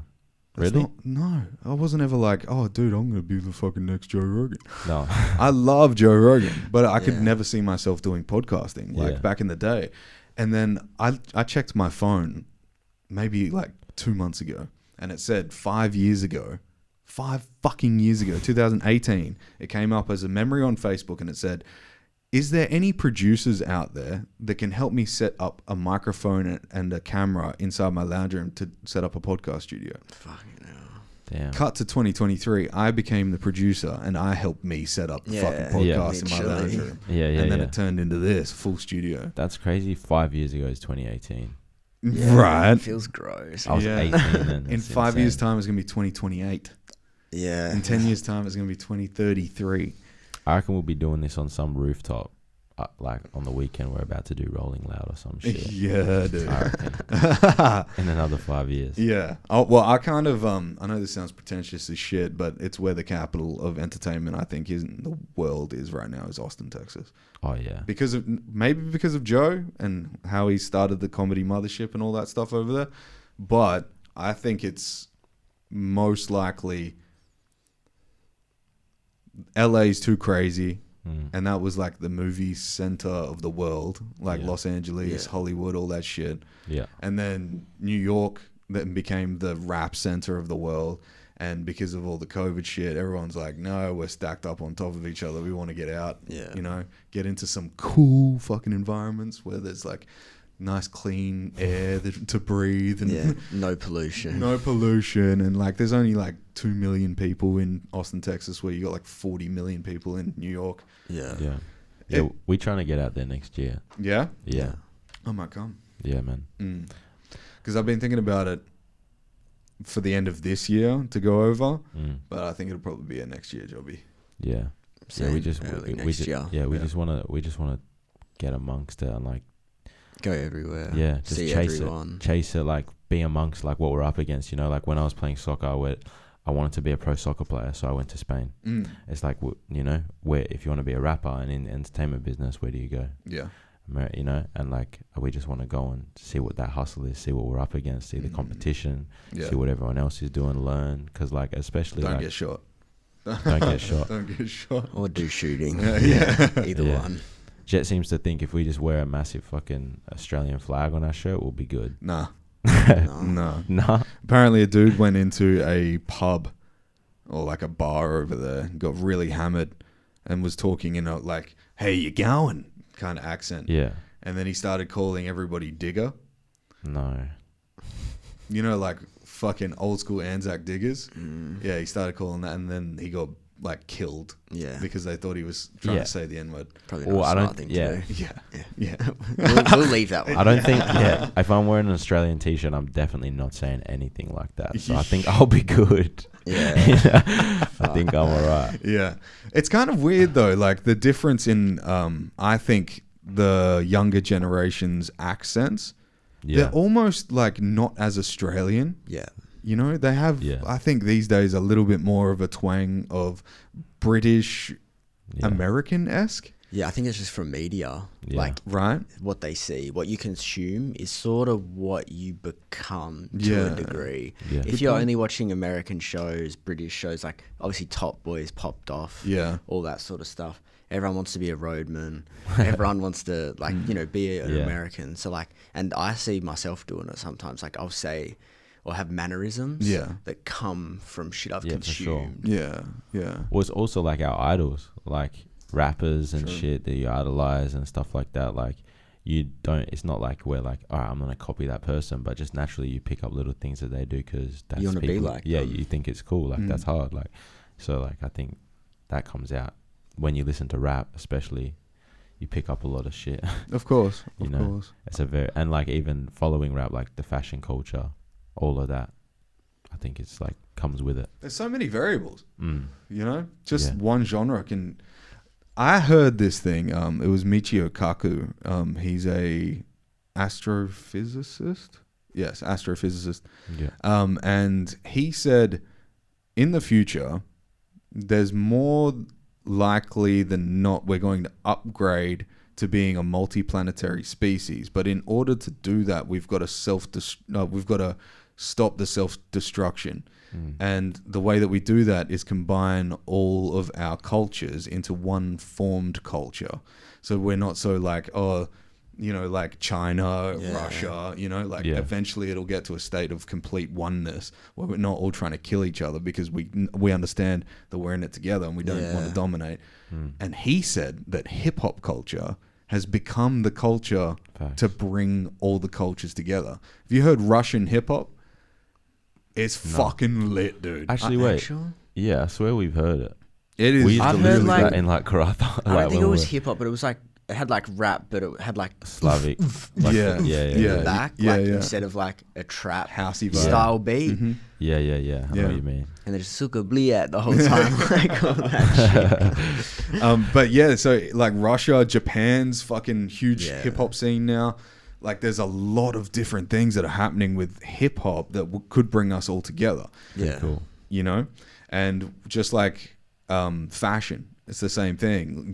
Like you've seen Oliver Tree videos, right? And he has this crazy fashion. Yeah. And then you see like Cabinet Noir bringing out slightly Yeah. alternative clothing Yeah. that you'd see from like a Kmart or something. Yeah. And everybody's starting to see like, oh, this could be the fucking future. Yeah. That Yeah. shit that we saw back in The Fifth Element with Bruce Willis, like we're looking at the clothes that everyone's wearing, you're like, wait, what the fuck is that? Yeah. And then you look now and you look at Yeezy boots and shit and you're like, what the fuck? Yeah. That was in Crazy. the movie. Yeah. You know? Yeah. Like all these predictions from like it's almost that we're having a look at history of what a prediction for the future was, and then they copied that. Just bringing it Yeah. back. Yeah. You're bringing it back to bring it forward. Yeah. Yeah. Isn't that wild? Yeah. It's Pretty head spin. cooked. Yeah. That's crazy. I think music does that to people. Mm. I think music inspires creativity. For sure. It yeah. is I creative agree. to do it, but it inspires creativity. Yeah. A love song inspires love. It creates love. Like, you have that one track that you remember fucking that girl to. You know what I'm saying? Yeah. And like there's a million fucking one of those tracks now. Yeah. Like I remember being really high on LSD, listening to LSD by A$AP Rocky. Yeah. That changed my fucking life. Yeah. It was crazy. I remember listening to Walking on the Moon by fucking not The Police. What's that guy's? I know who you're talking about. The lead singer of Sting. Yeah. Sting. Walking on the Moon. I was high on mushrooms listening to that fucking song. Do you know the Cat Empire? Yeah, love them. I did Mushy, like recently went to one of their shows and did Mushies at one of their shows. Was and, it like, dope? Man, like, because they're like the Cat So Empire, one progressive. of the main influences on the whole Blue Hills album. Like, Really? yeah, like 90% of the inspiration comes from there. Oh, that's dope. It's crazy. So, yeah, I went there just to like, because I hadn't seen them I hadn't seen them before at all, but I've listened to them since I can remember, like 4 years old. And yeah, man, like every song, because they have like fucking 13 people in the band, or like 7 people, like heaps of them on stage. I can't quite fully remember. My eyes were doing Some random teams. shit, yeah. But like, there's like so many of them, and like, bro, like they'll just go on these solos, and like the drummers doing this crazy thing, and like, man, it's like a full trip. And like every time you'd be like, what's going on? They'd like end the song and like just like sink in, man. It was so crazy. That's sick. It was and it was in the Fremantle prison too. So it was like, Fremantle prison? yeah, it was like, In the grounds at the front there? yeah. Whoa. Yeah, it was like, it was it was crazy. It That was would an have experience. been a vibe, bro. Yeah, it was pretty sick. Damn. That's cool as shit. So now, yeah, I'm definitely like using that as fuel to write some fucking like, trying to match that element for Blue Hills. Download like what I got from that, and like try and put it in my little story for Blue Hills, so someone can have that experience again when they're, because like that was like, we all walked out, we feel like we just ascended, man. Like that was like, I bet. some crazy shit. I bet, dude. They got a full fucking sound. That's immersive as fuck. Yeah, it was crazy. Yeah. And everyone was just smiling the whole time. Like, it's different to a rap show, you know, because like I've been going to, and like you see the cool people in the corner, like the tough guys get or whatever, you know, Too like cool to be the too front. cool, like just chilling, hood up, like smirking type shit. And then Do you guys want some mushrooms? right now? Yeah. No fucking chance. Do you have someone? Microdose? No. Go on. No. I have mushrooms, yeah, of course. Weed, mushrooms. Anything comes out of the ground, cigars. I got it. You want it? We'll discuss. We'll discuss it. We'll discuss it. Yeah, fucking, I think the way I see like the genres like amalgamating together and stuff, we're seeing like a lot of the old, like we discussed earlier on, a lot of the old songs being sampled and put in new songs, and it's giving life. I wouldn't say giving life to the old music again, but it continues like the ascent of like utilizing history. Yeah. And I think there's something to that. I think the more that we can recognize that every culture has a history, and we all need to like almost respect it, because it is significant and it can do wonderful things. Like I've used like old African American jazz in a song and created a hip hop beat out of it. Yeah, Use like hard. these old trumpets and stuff. I love that. That was wild, and like that song, that sample wouldn't have existed if that shit didn't have happened. Yeah. Like, Yeah, that's sick. No, that I fuck? like that. Yeah. I like getting like just breaking the rules, you know. yeah, you need to. Yeah. Dry skin. More stuff. Do you want Do you some need more more? pawpaw? Yeah. You want some more ointment? Ointment. Pork. Just rub pork fat on. No, I genuinely believe that we're almost ascending. You know how like racism, I'm going to bring it up, I don't give a fuck. Racism is only like, you never, well, you do see some dickheads, but you generally see everyone as like, you know, just people. You know, but there's some dickheads out there that are still like, Don't see it that way. don't see it that way. They're fucking morons. But that mainly just gets propped up by conventional media. You know, like, oh, this man was racist on a train. Here's a video. You know, like, and then that creates division between people, because you like, if you're Aboriginal, if you're black, if you're anything, you see that as you're like, if you're that as well, you go, oh, well, fucking, I'm a part of this minority. Like, what if that happened to me? Fuck. Yeah, like, what the fuck is this shit? Yeah. It happens to white people too. You Yeah. know, like, I've seen fucking black people beating up like white old women where I've had to fucking stand in on. Yeah. Like, and she's just sitting on a bus. Yeah. You know, like, I've seen the flip side to it. I'm not saying people are infallible. Yeah. I'm saying people, like, in all cultures, all walks of life, they can all be dicks. You know? Yeah. I meet 100 people, one of them's bound to be a dick. Yeah, well and truly. Yeah. Well and truly.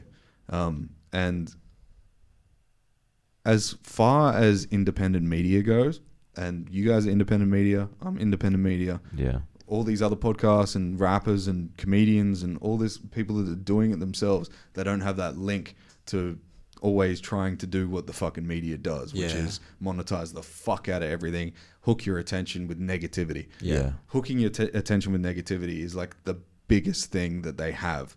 That's why COVID and like the Black Lives Matter movement was like so fucking crazy. Yeah. You know, the Black Lives Matter movement wasn't, it was a movement in the beginning, and then it turned into an organization. And somebody, I think like the owner, or the main person of the organization makes something like $2.5 million a year. Yeah, it'd be ridiculous. Yeah. Like, what the fuck? Yeah, You know? I hate like the news. Like I was never allowed to watch it as a kid. Yeah. All that sort of stuff. Smart like, parents. yeah, I had around like the start of COVID when it was all first like happening. I had to delete Facebook, like all that shit, like because it's just news, isn't it? Like, Yeah. and that negativity, like consuming that, like what we're talking about, consuming like media, it makes you sometimes. That was happening. Yeah. Yeah. And I was like, why would I let shit like this affect me? Yeah. Like it's so stupid. Consumption of information is the same as consumption of calories. If you take in a bunch of shitty fucking calories, you become a slob fat fuck. Exactly. And if you take in a bunch of negative information from the news or from any, like, even just having a shitty conversation with someone who's like down on there, and don't get me wrong, I'm empathetic towards my friends and all that stuff, but if I'm talking to a random person and they're like, I'm like, how you going, man? And they're like, oh, you know, fucking this and look, I'll give them an ear, but if I'm like, dude, you put yourself in this situation, get yourself out. Come on, like, pull yourself up. Let's go. Yeah. And I feel like I have to put caveats on fucking everything these days. Yeah. Yeah. For people that are in that situation, I don't mean like, hey, fucking pull yourself out of this shit. If you're going through some stuff, go through it. It'll make you a better person. Yeah. 100%. Yeah, exactly. That's like why we want to go to America a little bit, just to go through something like that and feel, gain experience. Yeah, like learn and come out the other side better. You know. Yeah. Inspiration. Like, have new information come in. Yeah, exactly. Because it's like, I think that was what we've sort of hit like now is because we've been in Perth for like 3 years now. We've sort of soaked up a lot. Not everything it has to offer, but we've just soaked a lot of the information, the people, all that sort of stuff. So like creatively, it becomes dry to a degree. Yeah. So it's like, now let's go experience something new and see how like richer our ideas get. Yeah. And like, that's what I'm so excited for. Yeah. That's cool, dude. I haven't thought about it like that. Like going to a new place to get new ideas. Yeah. I think that's how it works. I like that. Yeah, because you're taking in the information of the culture, right? Yeah. And if you put yourself into a position where like it's so unknown, like especially America, like the amount of gun violence and fucking like fat people. Supersize me. Yeah. I think there is culture rich everywhere, and living away from the place that you kind of grew up or have spent a like serious amount of time in. Yeah. Moving, like I've got a friend, Sam McIntyre. He's an algorithm. Well, what do you even call him? He builds algorithms for cryptocurrencies. Wow. For trading systems. And he's traveling around the world right now. Yeah. He lives in Sweden. He just came back from running with the Bulls in Spain last week. Like, dude's doing it, you know? Yeah. And he just loves the fact that he can do that shit. Yeah. And I think it makes him a better person. Every time 100%. I talk to him, he has like a darker 10 and like, he's like, fuck, dude, you got to hear this story. And I'm like, let's fucking go, Sam. Yeah, You're putting yourself out of your comfort zone. Yeah, well, I think I found that like, I was so young and naive back then, but even going to Spain and the UK, is like what I learned from that, like, I didn't understand it at the time. And I just thought, like, oh, this is like sucks or whatever. Like I was just young. But then when I came back and like now, just about everything that I learned going through what I went through there and just like being by myself, being so young, being in a completely foreign place, pushing through, blah, blah, blah, has taught me so much in what I do for my music. Like has given me pretty much everything in that I use in my music every day in terms of like how I work on it, how I push through it, how I just force myself to go to the studio in and work when I don't want to, like all those things. And it's like, if I can take that when I'm a naive 16, 17-year-old kid and I go to America now and I'm hungry and ready to download all this shit and be like, yo, tell me this, tell me that, tell me that. Let's live it. Like it's going to be, if that's what that can do for 16, 17 naive, what's this going to do when I'm like 23 and hungry and like ready to download? Like it's going to be, and in a place where I know that that's going to be where I'm at end up anyway. You know, I'm like, fuck, this is gonna be like a storm, you know, like just getting all that shit together, and especially with like boys that I'm with that are gonna be feeling the same and just as hungry. Fuck, man, it's gonna be a wrap. Yeah, there's something to that for sure. It's just gonna create a fire that's like you can't put it out. I believe that there is a very, very important aspect to discipline while you're young. Like sports and stuff when you're young. I wasn't huge into sports, but I was huge into bodybuilding. And going to the gym when you don't want to go to the gym, eating that fucking rice, broccoli and chicken when you don't want to eat the rice, broccoli and chicken. There's something to being disciplined when at a time where it's needed but not wanted. 100%. And when you're doing something creative, having that when you're a teenager or something, you can just pop that back on.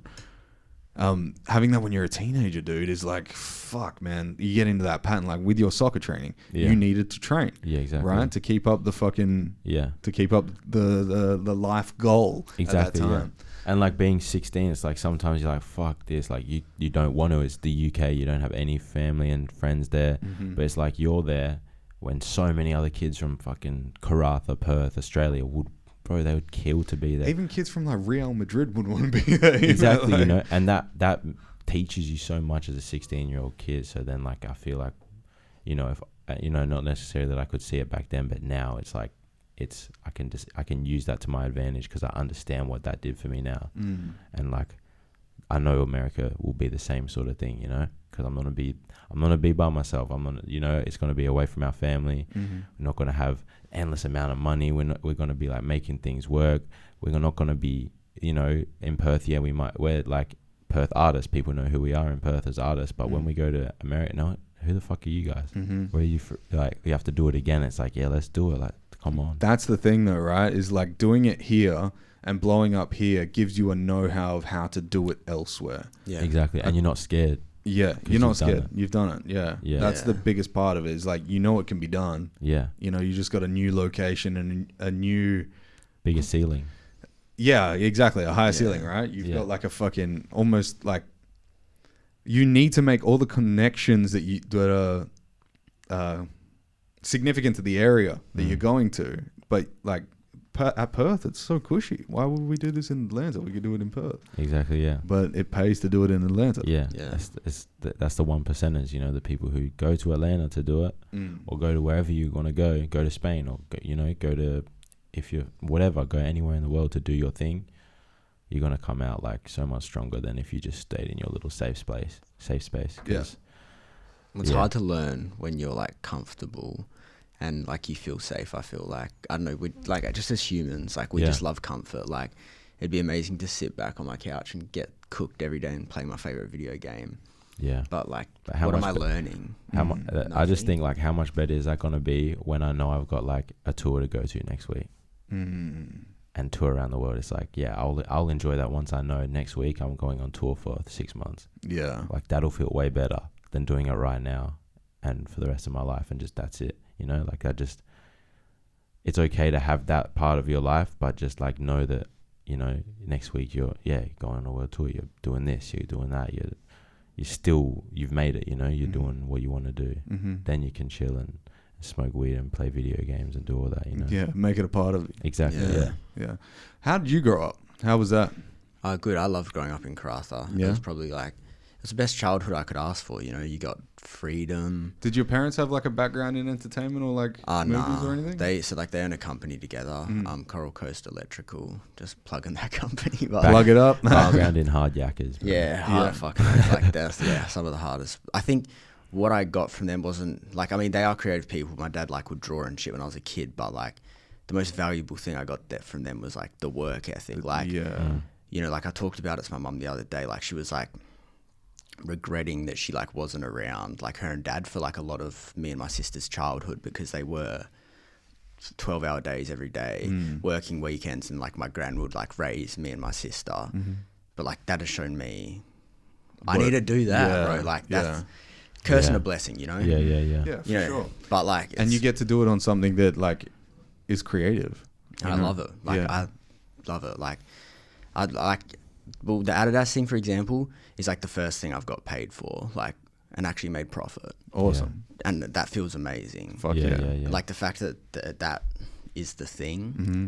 that like paid me to like work is like beautiful to me. I'm like, what the fuck, bro? This time last year I had one video like publicly Wow. out. So You'll notice more and more that business itself is creative. yeah, It's like it's creative to get a group of people to work together in unison. yeah, It's a creative thing to get, recognition. It's creative to register a company. yeah. Creativity's everywhere. Yeah. It's taking a different route to work. Yeah. Is like somewhat creative. It is, It is literally right. everything. Everyone has it. People who think only certain people have it, like, oh, you guys only have it because you're doing something creative. It's because we're doing something like traditionally considered creative. Yeah. But creativity is everywhere because it's everything. Do you want to know one thing that I use prior to starting a podcast that gets my creative brain going? What's that? Brushing my teeth with the other hand.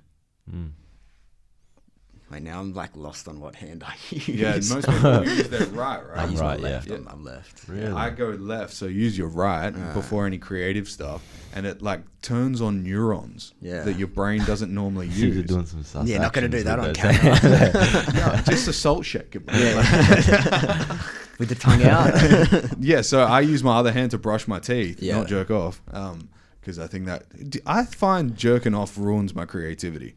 Yeah, but isn't it like meant to be held bad for your dopamine and shit? Yeah, Like, I I think, think so. so. I think it's looking at porn. I think if you're doing it off memory, it's probably a little different. But yeah, yeah, jerking off to porn is definitely fucked up. it's a trap. Yeah, I found when I was my most creative, I was celibate. Right. I think so. When did you choose to embark on celibacy?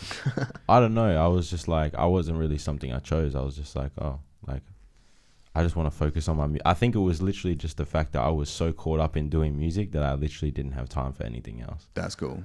Like, I think it was literally at that point, like, it wasn't something I thought of. And then it had been like amount of time I was like, oh shit, damn, bro. But I had all these songs stacked up that were crazy and like this flow state that I was just in. And I was like, I don't know if that's a coincidence or not, but that was a part of my life and a part of. I think it has something to do with it because the most flow state that I've ever been in my life was eating clean, after steroids, meditating every day, celibate, and Damn. No phone. Yeah. That was a massive one, is the no phone one. Yeah. Because I think like if you're getting constant advertisements, if you're getting constant feedback from something that's only trying to show you the cool things in life, you don't really like accept or not accept. You see everything else on a higher playing field. So you're like, my life is trash compared to like this dude who's driving the Mercedes, or, like fucking all these DJs or fucking rappers like living this crazy life. Yeah. And you start thinking like, what the fuck is my life, you know? Yeah. But I think there's something to having celibate times, not just from like wanking, but from media, from all these different things. Yeah. And my most clean moment, my most coachable, adaptive time in my life where I can like, you could teach me anything and I would have fucking got it. Yeah. Was at that time when I was like abstaining from all these different things. Yeah, well, even like the meditating and shit and all that as well, like adding that into it, no phone, meditating, like that's gonna like teach yourself so much discipline as well, which helps at the end goal. Yeah, meditation's huge, man. Yeah. And I find it's funny, we're going into this age where we're on the cusp of the technological caterpillar becoming the butterfly, where I think we're all probably going to have Neuralinks in our fucking head in 20 years. Yeah. Yeah. And the monks in the monastery are just going to be like, look at these fuckheads. Like, they're getting retinal TV screens behind their eyes of like McDonald's adverts, and they can't, they've got to pay $25 a month to turn it off. So they're locked in like fuck. You know, like shit like that. Everything's going to be a subscription. Yeah. The monks are just going to be like, ha ha. I'll go be a monk, eh? Yeah, same. Yeah. Fucking Trust me, oath. if you listen to Blue Hills, when you get to the end of it, you're going to think I'm a monk anyway, so. Oh, shit. Damn. Might need to fucking take some mushrooms for that one. You do. Yeah. That'll enhance. Do you think... Oh, have you seen the Apple VR goggles? Yeah. What'd you think? I don't know. I think all of it's just fucking stupid, to be fair. like, I'm sorry, but like, bro, I know I have an addiction to like this, like, well and truly. And as much as I do need it for like business stuff, like, you know, for example, to get here, I needed to go into our messages for, you know, for us to talk, we needed to all have a platform, like.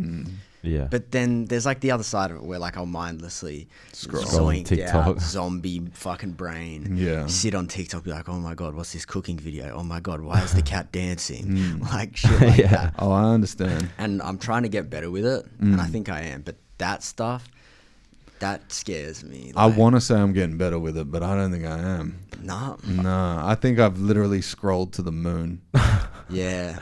You think about how many times you flick that thumb up. I know. You know, I've probably scrolled to the fucking moon. I found putting my phone on D&D, like putting my phone on the moon. Yeah? Yeah. And just leave it in another room or something? Like, nah, because like if it's on D&D, you don't really get anything. So like I feel like it's just that those little like messages that pop up. Like you put your phone down, and then sometimes you pick it up out of habit, but like 90% is like something went off, that screen lit up, you know? So you're just like, oh, what's that? Yeah. But if it's on D&D, nothing's coming through. And I feel like that's helped. I think what I do is I'm constantly like messaging people and like talking to different people all the time. So I get like little win notifications like, oh, I've booked a podcast with him, or I did this or did this. And I think that's what keeps me on the platform. And then the funny, stupid memes that my friends send me. And then I'm like, oh, what's after this one? Yeah. And then it hooks you. I'd hate to lie and say, hey, no, man, I've got a fucking lid on it. I'm fucking addicted, dude. Yeah. I think we all are, eh? I get addicted to things so easily now. I didn't realize, but I have like this thing. Like I started playing Call of Duty Zombies, right? About 4 weeks ago, I could only get to like level 11, and that was crazy. Yeah. Now, I like just before I went to hospital, I sat on the fucking couch for 5 hours and got to level 62. Holy fuck. Yeah. Running trains. Rape trains. That's what you are. Yeah. You know? Yeah. Dude, it was fucking... And I think like, if I do this in a positive way, like I've been meaning to get back to Muay Thai, but I can't lift my leg up, otherwise I'm fucked. I can't wait to get back into the rhythm of health so I can like go and get obsessed with things that benefit me. Yeah. We were talking about that, doing some stuff like that. Caleb was doing it, but I've been getting hell into it, and I want to start doing it. We were talking about jiu-jitsu and stuff. Jiu-jitsu's fun. Yeah, but it's just my neck's shit. Like, you know, like, I don't know. Like, Caleb was like, you know, like one day he can't turn, and like, how's that going to like affect him editing a video that he needs to edit in a time frame and shit like that? It's like, I used to get fucked. You know? It. That's why I had to stop. Jiu-jitsu? Yeah. Just like, I was literally explaining. I was like, bro, I was paying like $90 a fortnight for the gym, and then I was going to the chiropractor like 2 times a week. Just I've got like hell fucked joints and shit, like, so it just wasn't that. What have you always had fuck joints, or is it just from that? I've got like pretty bad like elbow tendonitis. I've got like a pretty shit neck, and I had a big motorbike accident when I was like in year 10. Oh, like for my back, and that sort of like fucked me for everything. So like, do you weight train? Yeah, I still can't squat though, like, because like my lower back doesn't take like pressure try stabilize me, so it's all my hips and my groin. Yeah. So like I get really bad groins and hips because they are like my stabilizing muscles now. Yeah. Because my lower back doesn't stabilize me. Do you ever have the pain in your hips? Yeah. Okay, so that is actually a pull from the psoas muscle. Have you ever heard of a psoas? No. Psoas is spelled PSOAS. And there's something called a psorite. I'll fucking Google it for you. And basically what it is like this little fucking plastic thing, and it just digs into your fucking hips. Yeah. And it fucking hurts like a bitch, but it releases everything. Yeah. And your back starts to kind of like feel more light, you know? Yeah. You don't feel so weighed down. One thing that's massive that I don't think people talk about at all, it never gets mentioned, is decompression. Yeah. Decompression with either hanging off a bar like this or hanging from your feet. And just letting your back decompress. Because like the little sponges, you have 33 vertebrae, and there's a little spongy disc of synovial fluid between every single one of them. And sometimes they get crushed, and like when you have to go to the chiropractor, it's 2 bones rubbing on each other because it's like a bulge in your disc, and it's kind of like flipped out the other way. So they just like crack you, separates, which is Yeah. decompression anyway, which you should probably do regardless. And then it all aligns again. And they do some massage to kind of release the muscles as well. Yeah. But if you just do this decompression stuff, Yeah. like just hanging from like a branch or some shit, branch. Yeah, I usually Who do that says that, after the gym, branch? eh? Yeah, Hang at it's the bar, yeah. very, very good for your back. Yeah. I I heard Rogan talking about it, so I was like, yeah, I'll do it. have you heard about the knees over toes guy? Yeah. He's crazy. Bro, he got into the NBA. Real. Yeah. Holy shit. Yeah, he now has a vert like LeBron James's vert. Damn. And he had like tendonitis in his knees and he couldn't Damn. walk and His shit. flexibility is like mind blowing. It's like, what the fuck? And it basically he learned that, like, because we're always forward walking creatures, back in the day we'd have to drag huge logs and stuff to build fires to cook, and so like we would always be Yeah. walking backwards. So he's built a sled that you can pull backwards and have time under tension as you're walking backwards. So it's weighted and you pull the sled back with you. Yeah. And that movement of walking backwards and using like your vastus medialis, so it's above your knees and stuff, it strengthens the whole knee. It's like Yeah. all Fuck. works as one. That's Yeah. sick. Yeah, so if you ever have a clicking knee or something like that, go walk around in oval backwards. Yeah. Yeah. Literally, just like turn around and just start walking backwards. You ever, like, there used to be an old Asian dude. Like, I used to live in Morley, and at Jubilee Oval, I'd go down there and just run around the oval, and I'd Yeah. always see this old Asian dude. He was probably like 80, Yeah. and he was walking backwards, and I'd be like, "What the fuck is this guy doing?" Yeah. But in Chinese culture, it's a thing to walk backwards. Yeah. Like they have parks where they walk forwards and then they walk backwards the other way. Wow. And there's like rows and rows of people. They all do it in unison. That's crazy. It's really, really cool. And it's Damn. crazy good for you. Yeah. It's fuck. wild. So that's the so right there. Oh, camera adjustment. Bare strong knees in China. Yeah, literally. Damn. Strong knees in China. Yeah. If you just lay on that thing. Whose phone's getting cold? Oh, fuck, it's me. Oh, Daisy's calling. I'll just leave it. Put him on the speaker. Nah, it's all good. We'll just Yeah, keep so talking. that's the so right there. You just lay on top of it and it kind of just like punctures inside of like your hips Yep. Damn. and just releases Yeah. your hips. I think like, yeah, well, literally almost what we were talking about last night. Like one of the most slept on things, like for people who create things or are creatives, is like physical movement. Like Facts. like now that I've done jiu-jitsu, Muay Thai, started running, I had like a brief stint before I was like doing videos where I did really want to bodybuild. But like all that sort of stuff, it taught me so much that's like applicable that I can Yeah. now apply to the work we do. Yeah. And it makes me better. Yeah, like for sure. so much better. Because I'm sure, used to yeah. being physically uncomfortable and mentally uncomfortable. So now I don't feel uncomfortable in these spots when like maybe Banjo comes to me with a problem on the shoot and I've got to solve it. But Yeah, I've yeah, done yeah. worse than that. So Yeah. like now it's easy. Yeah. Oh yeah, I agree, 100%. Because you're given problems and it gives you a different way to solve them. Yeah. Yeah. Because you can solve problems by well, you don't really solve it. You just ignore the problem. If you were to ignore it, or you could go like, actually, no, there is something here. Let's devise a new outcome Yeah. due to the process of what we do things. Yeah. I systemized this podcast so I could probably edit 3 podcasts in a day. Yeah. Shit. When I used to edit, I used to do it on iMovie. And it like I literally I remember. Yeah. Yeah. You used to have to upload it and all that. Oh, dude, Yeah. it was wild. And like right now, I've gotten to the point where AI does all my editing. Yeah. Really? Like even for reels now. Yeah, I've seen that. Do you use that? Opus Pro, yeah. Yeah. Wow, that's sick. Yeah. We need to start using that for TikToks. Yeah. Cause Opus like, Pro for like sure. yeah, cause like it hell just spits out fucking like 3 different types of videos. Yeah. Yeah. hard. So because of the positioning of everybody on every camera, we're not always going to be perfectly in the camera. So what Opus does is it takes the 9:16, but it turns it on its side, Yeah. and then it captures where the movement on the camera is. So for podcasting, my mouth moves, so Yeah. it'll understand to stay in that picture at That's that crazy. time. Yeah. And when you talk or when Benja talks, it'll find where your mouth is and show you guys on the screen Yeah. in the center. That's actually crazy. It's wild. And though. it cuts down like hours. It of cuts work. down hours and hours. I did a stint of like, I was uploading a reel a day and I was doing it on CapCut. So I would do it on, I would get the podcast up on DaVinci Resolve. This is the system that I used, right? Yeah.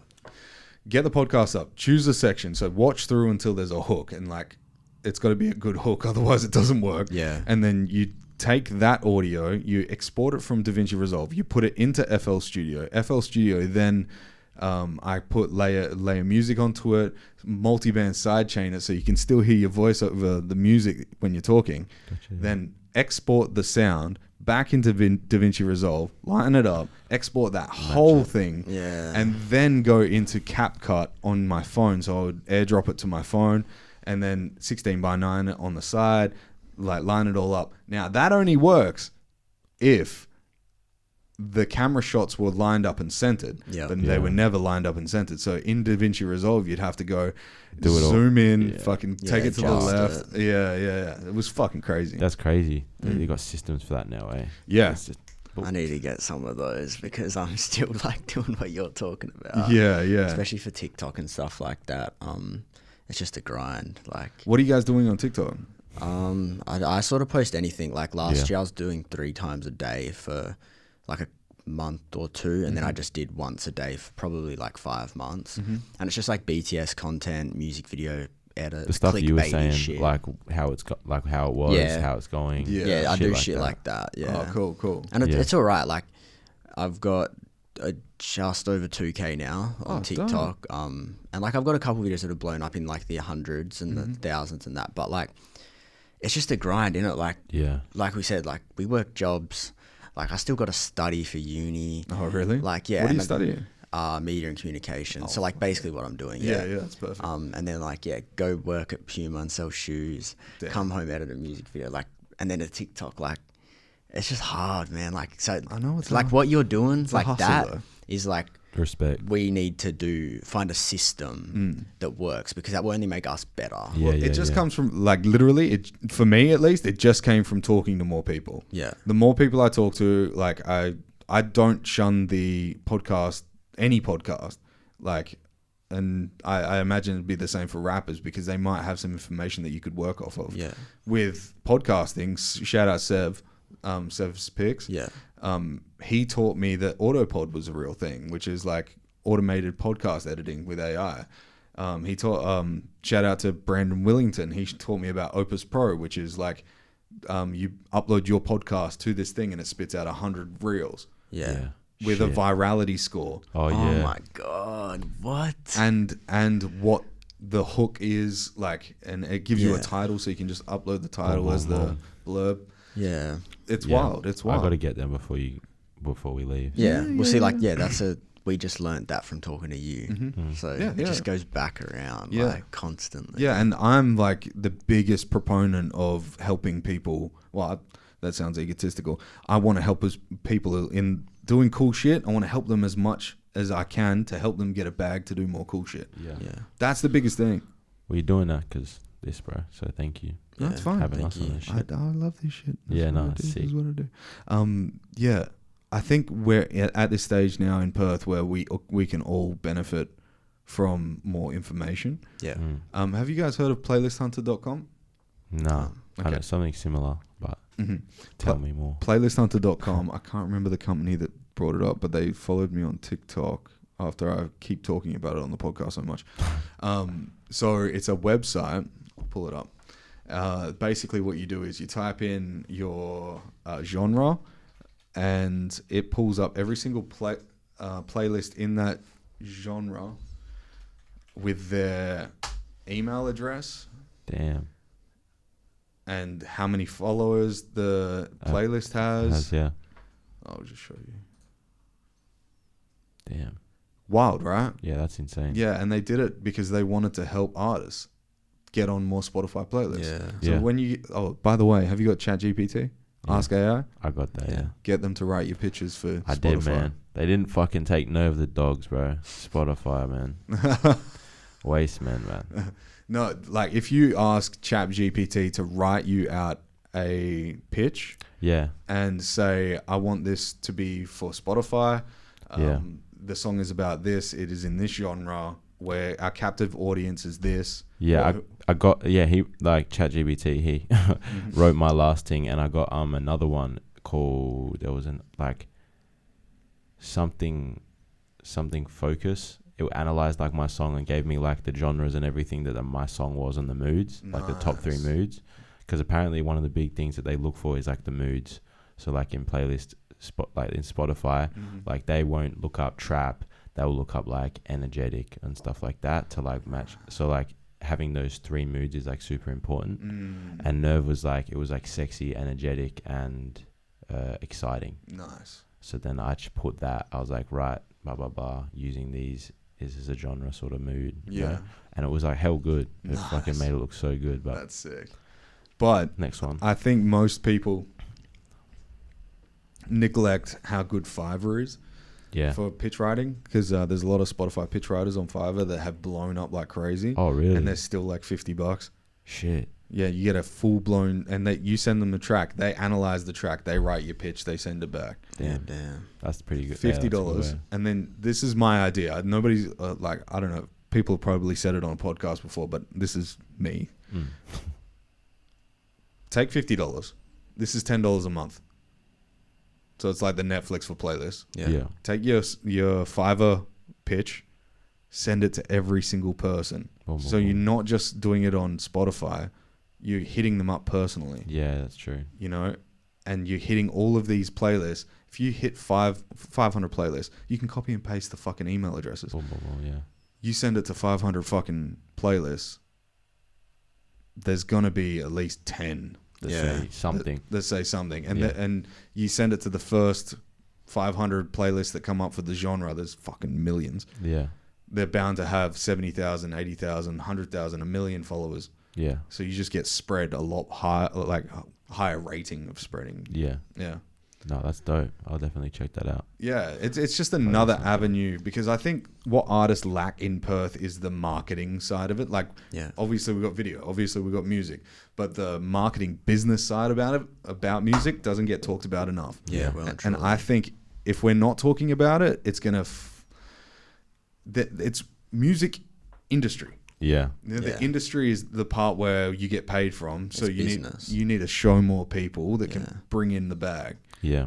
Which is like TikTok as well. Like we say it's a grind. Like TikTok, you know, some days you just don't want to, but like that algorithm, you have to just make it. And like that's going to help in marketing. And like all of that, like that's pretty much free marketing. Yeah. So like if you aren't doing TikTok, it's like, I don't know, I get why you wouldn't want to maybe be perceived in a certain way, or like as a certain type of artist or a TikTok artist or whatever. But like at the end of the day, man, there's so many eyes that are just like, boom, there. Like even if you get a TikTok flops 500 views, it's like there's still 500 people that may have heard maybe even 1 second of Nerve that never would have heard it before if I just didn't, and I don't want to post, you know? So it's like you just have to sort of bite the bullet, man. How bad do you want it? Yeah, well, that's it, right? Yeah. It's because it's another platform that you can utilize. Exactly. I think TikTok is like, TikTok is worth $66 billion and Instagram's worth $43 billion. And TikTok, Instagram was started in 2012. TikTok was started in 2018. That's insane. And it's worth $20 billion more. There's bound to be something in the algorithm that's keeping us locked in to TikTok. Yeah. Oh, well, and truly. The more I think that TikTok innovates, because they're trying to become more like a YouTube now. Yeah. It's just going to go crazy. There's going to be a new wave of artists. I think there's going to be a new type of art where it's not so much it's not so much the art, but it's the person that is the art. Yeah.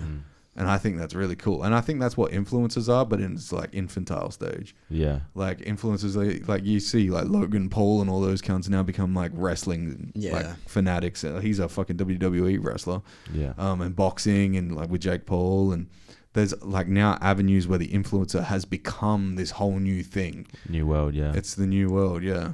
Well, even for businesses on TikTok, like I was explaining it to like my dad the other day. I was like, businesses that just post like business content, like they don't blow up anymore. It's like the ones who have a personality attached to the business. So their social media manager or creator is the personality of the business on TikTok. Yeah, they're the ones that blow up. Yeah, like that SB mowing. Yeah, it's relatable. Yeah, it's relatable. It's so relatable. These guys are humans. You're like, oh yeah, this is cool. You start relating to them, and now they're feeding their little business things in here and there. Yeah. And they make money from it. Whereas if you're just posting mowing a lawn, yeah, no one cares. No one cares. Yeah. It's the talking over. It's This, I see a lot of people do like my daily life, like a day Yeah. in the life of. I'm like, bro, how the fuck are you getting that much content? Yeah.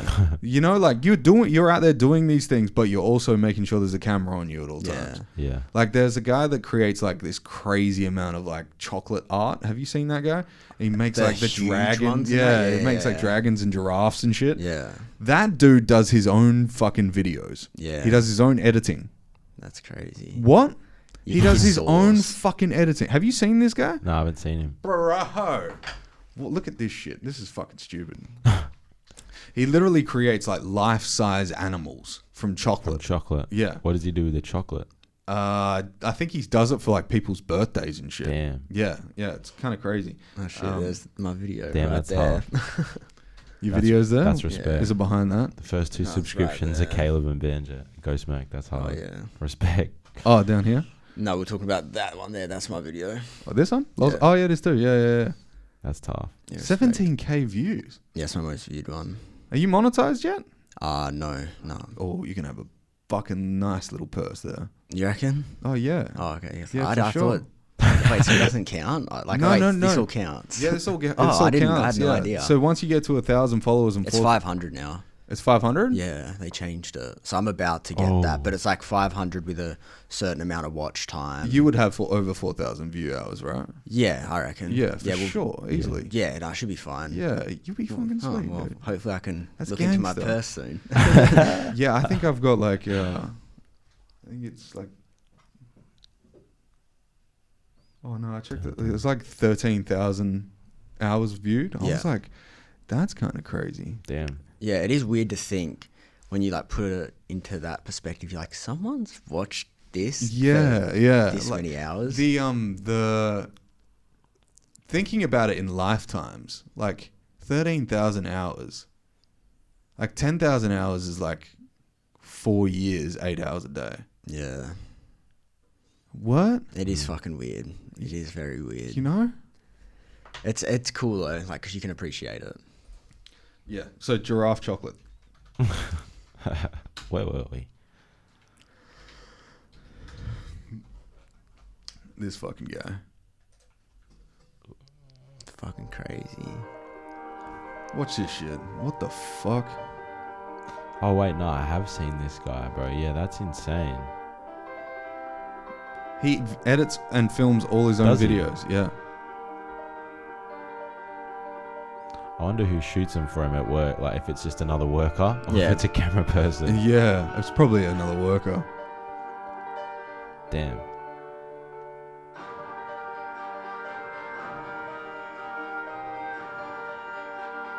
Who has that much chocolate spare lying Yeah, around? innit? Looks pretty good though, to be fair. I'd eat the fuck out of that giraffe. Yeah. I'd take a bite right out of its That's back. crazy. Yeah, and like the spray paint that he uses is all edible. Like it's That so looks good as hell, bro. it's It made me lifelike. hungry for chocolate. I know, right? Yeah. Like look at the fucking the paint like on its Yeah. face. It has like shadowing to it. Like what the fuck is that? Fuck yeah. That's Even the insane. detail on the tail, like it looked Yeah. like it was actually strands. Yeah. Like hair. Yeah. He made a like a briefcase.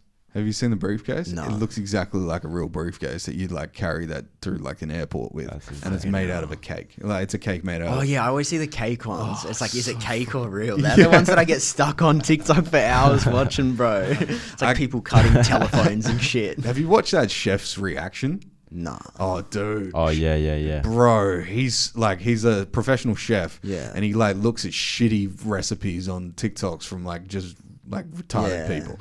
And it's so fucking, he goes so hard.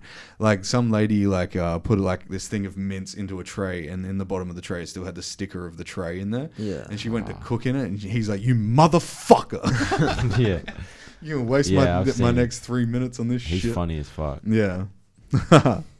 Yeah, are you worried about the stems not being there? Nah, I don't use FL, so I was just sort of like looking at it, seeing how you're doing your thing.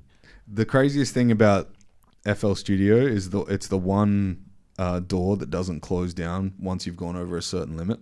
Oh, so really? other doors will have like a 1 hour Shut off. 30, 2 hour limit, where FL Studio will just like take the stems off and they're like, just keep going, whatever. Really? We'll save it in the back. That's hard. Yeah.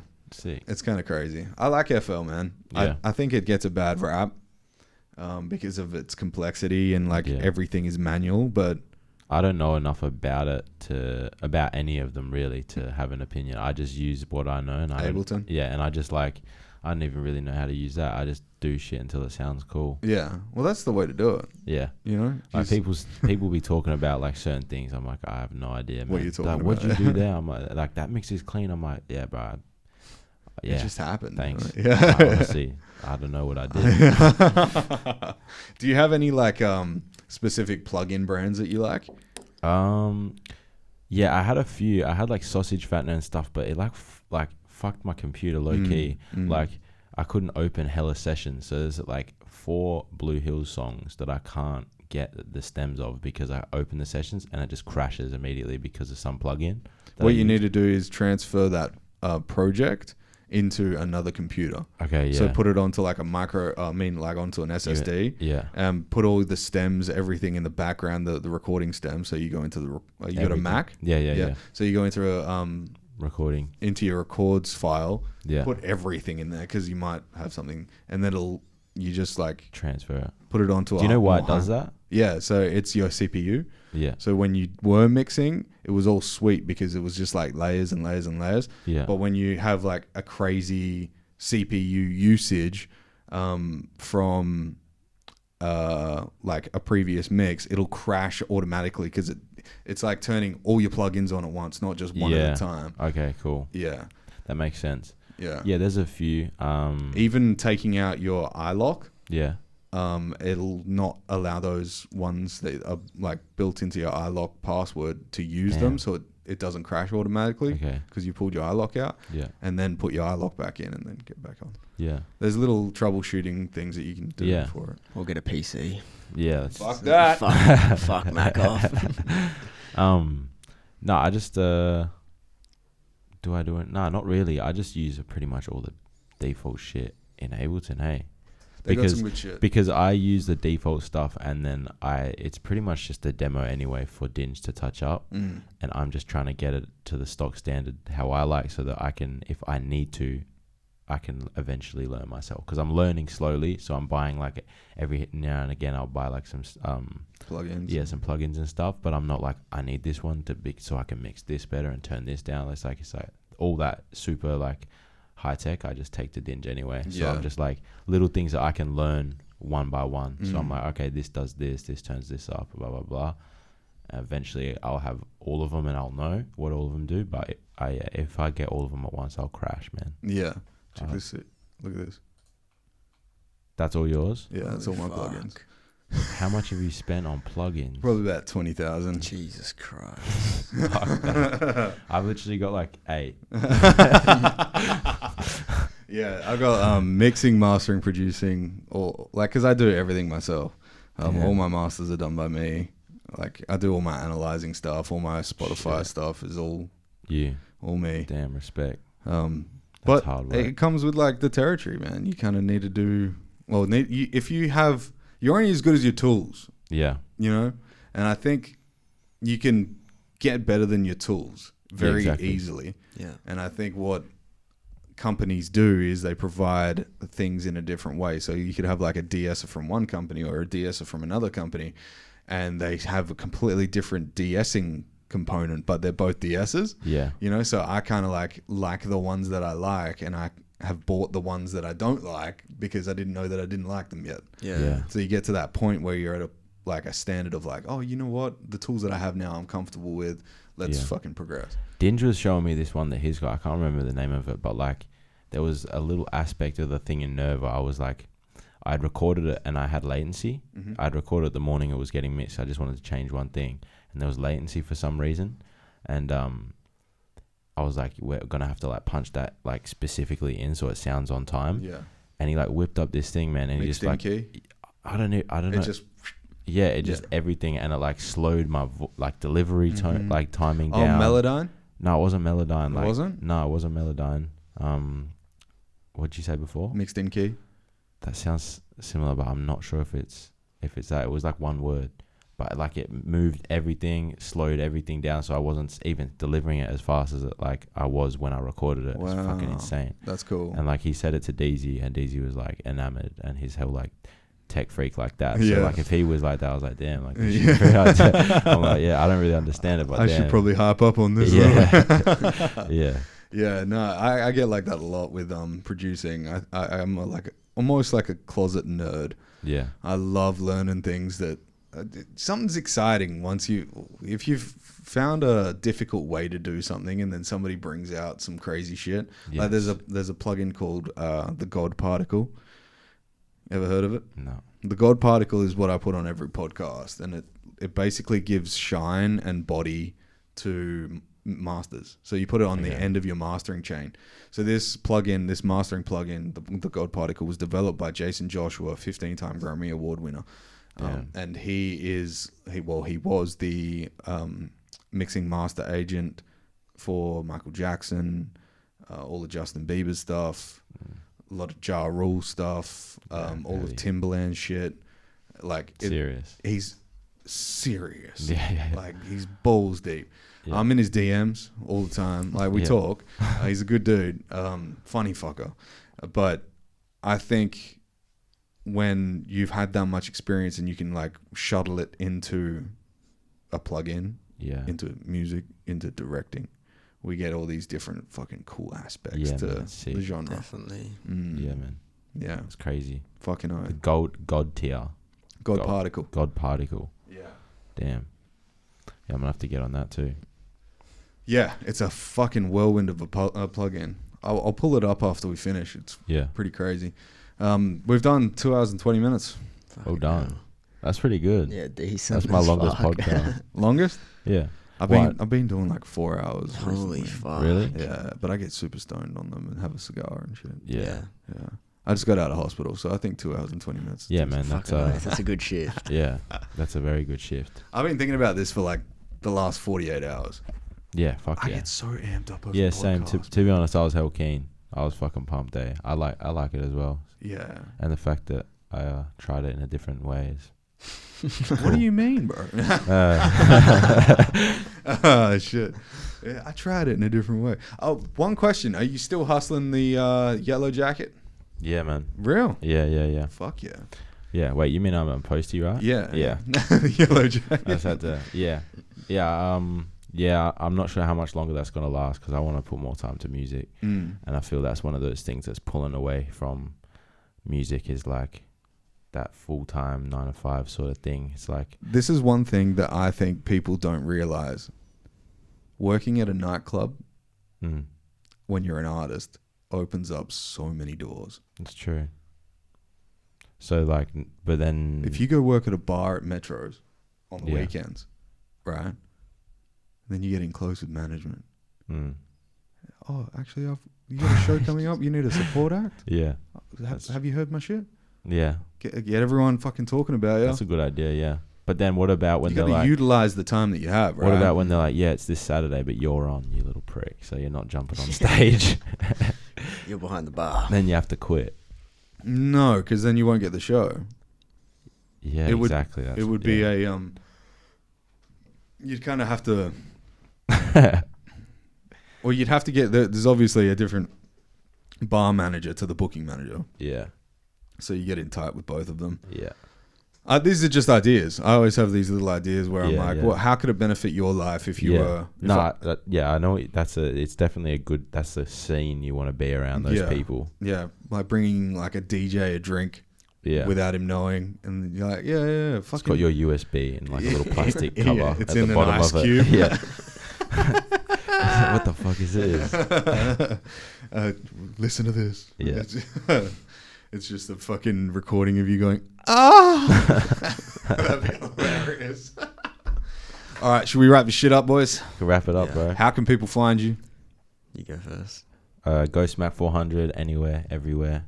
Yeah, that's me. C4LEB400 on everything. It's just Caleb with a 4.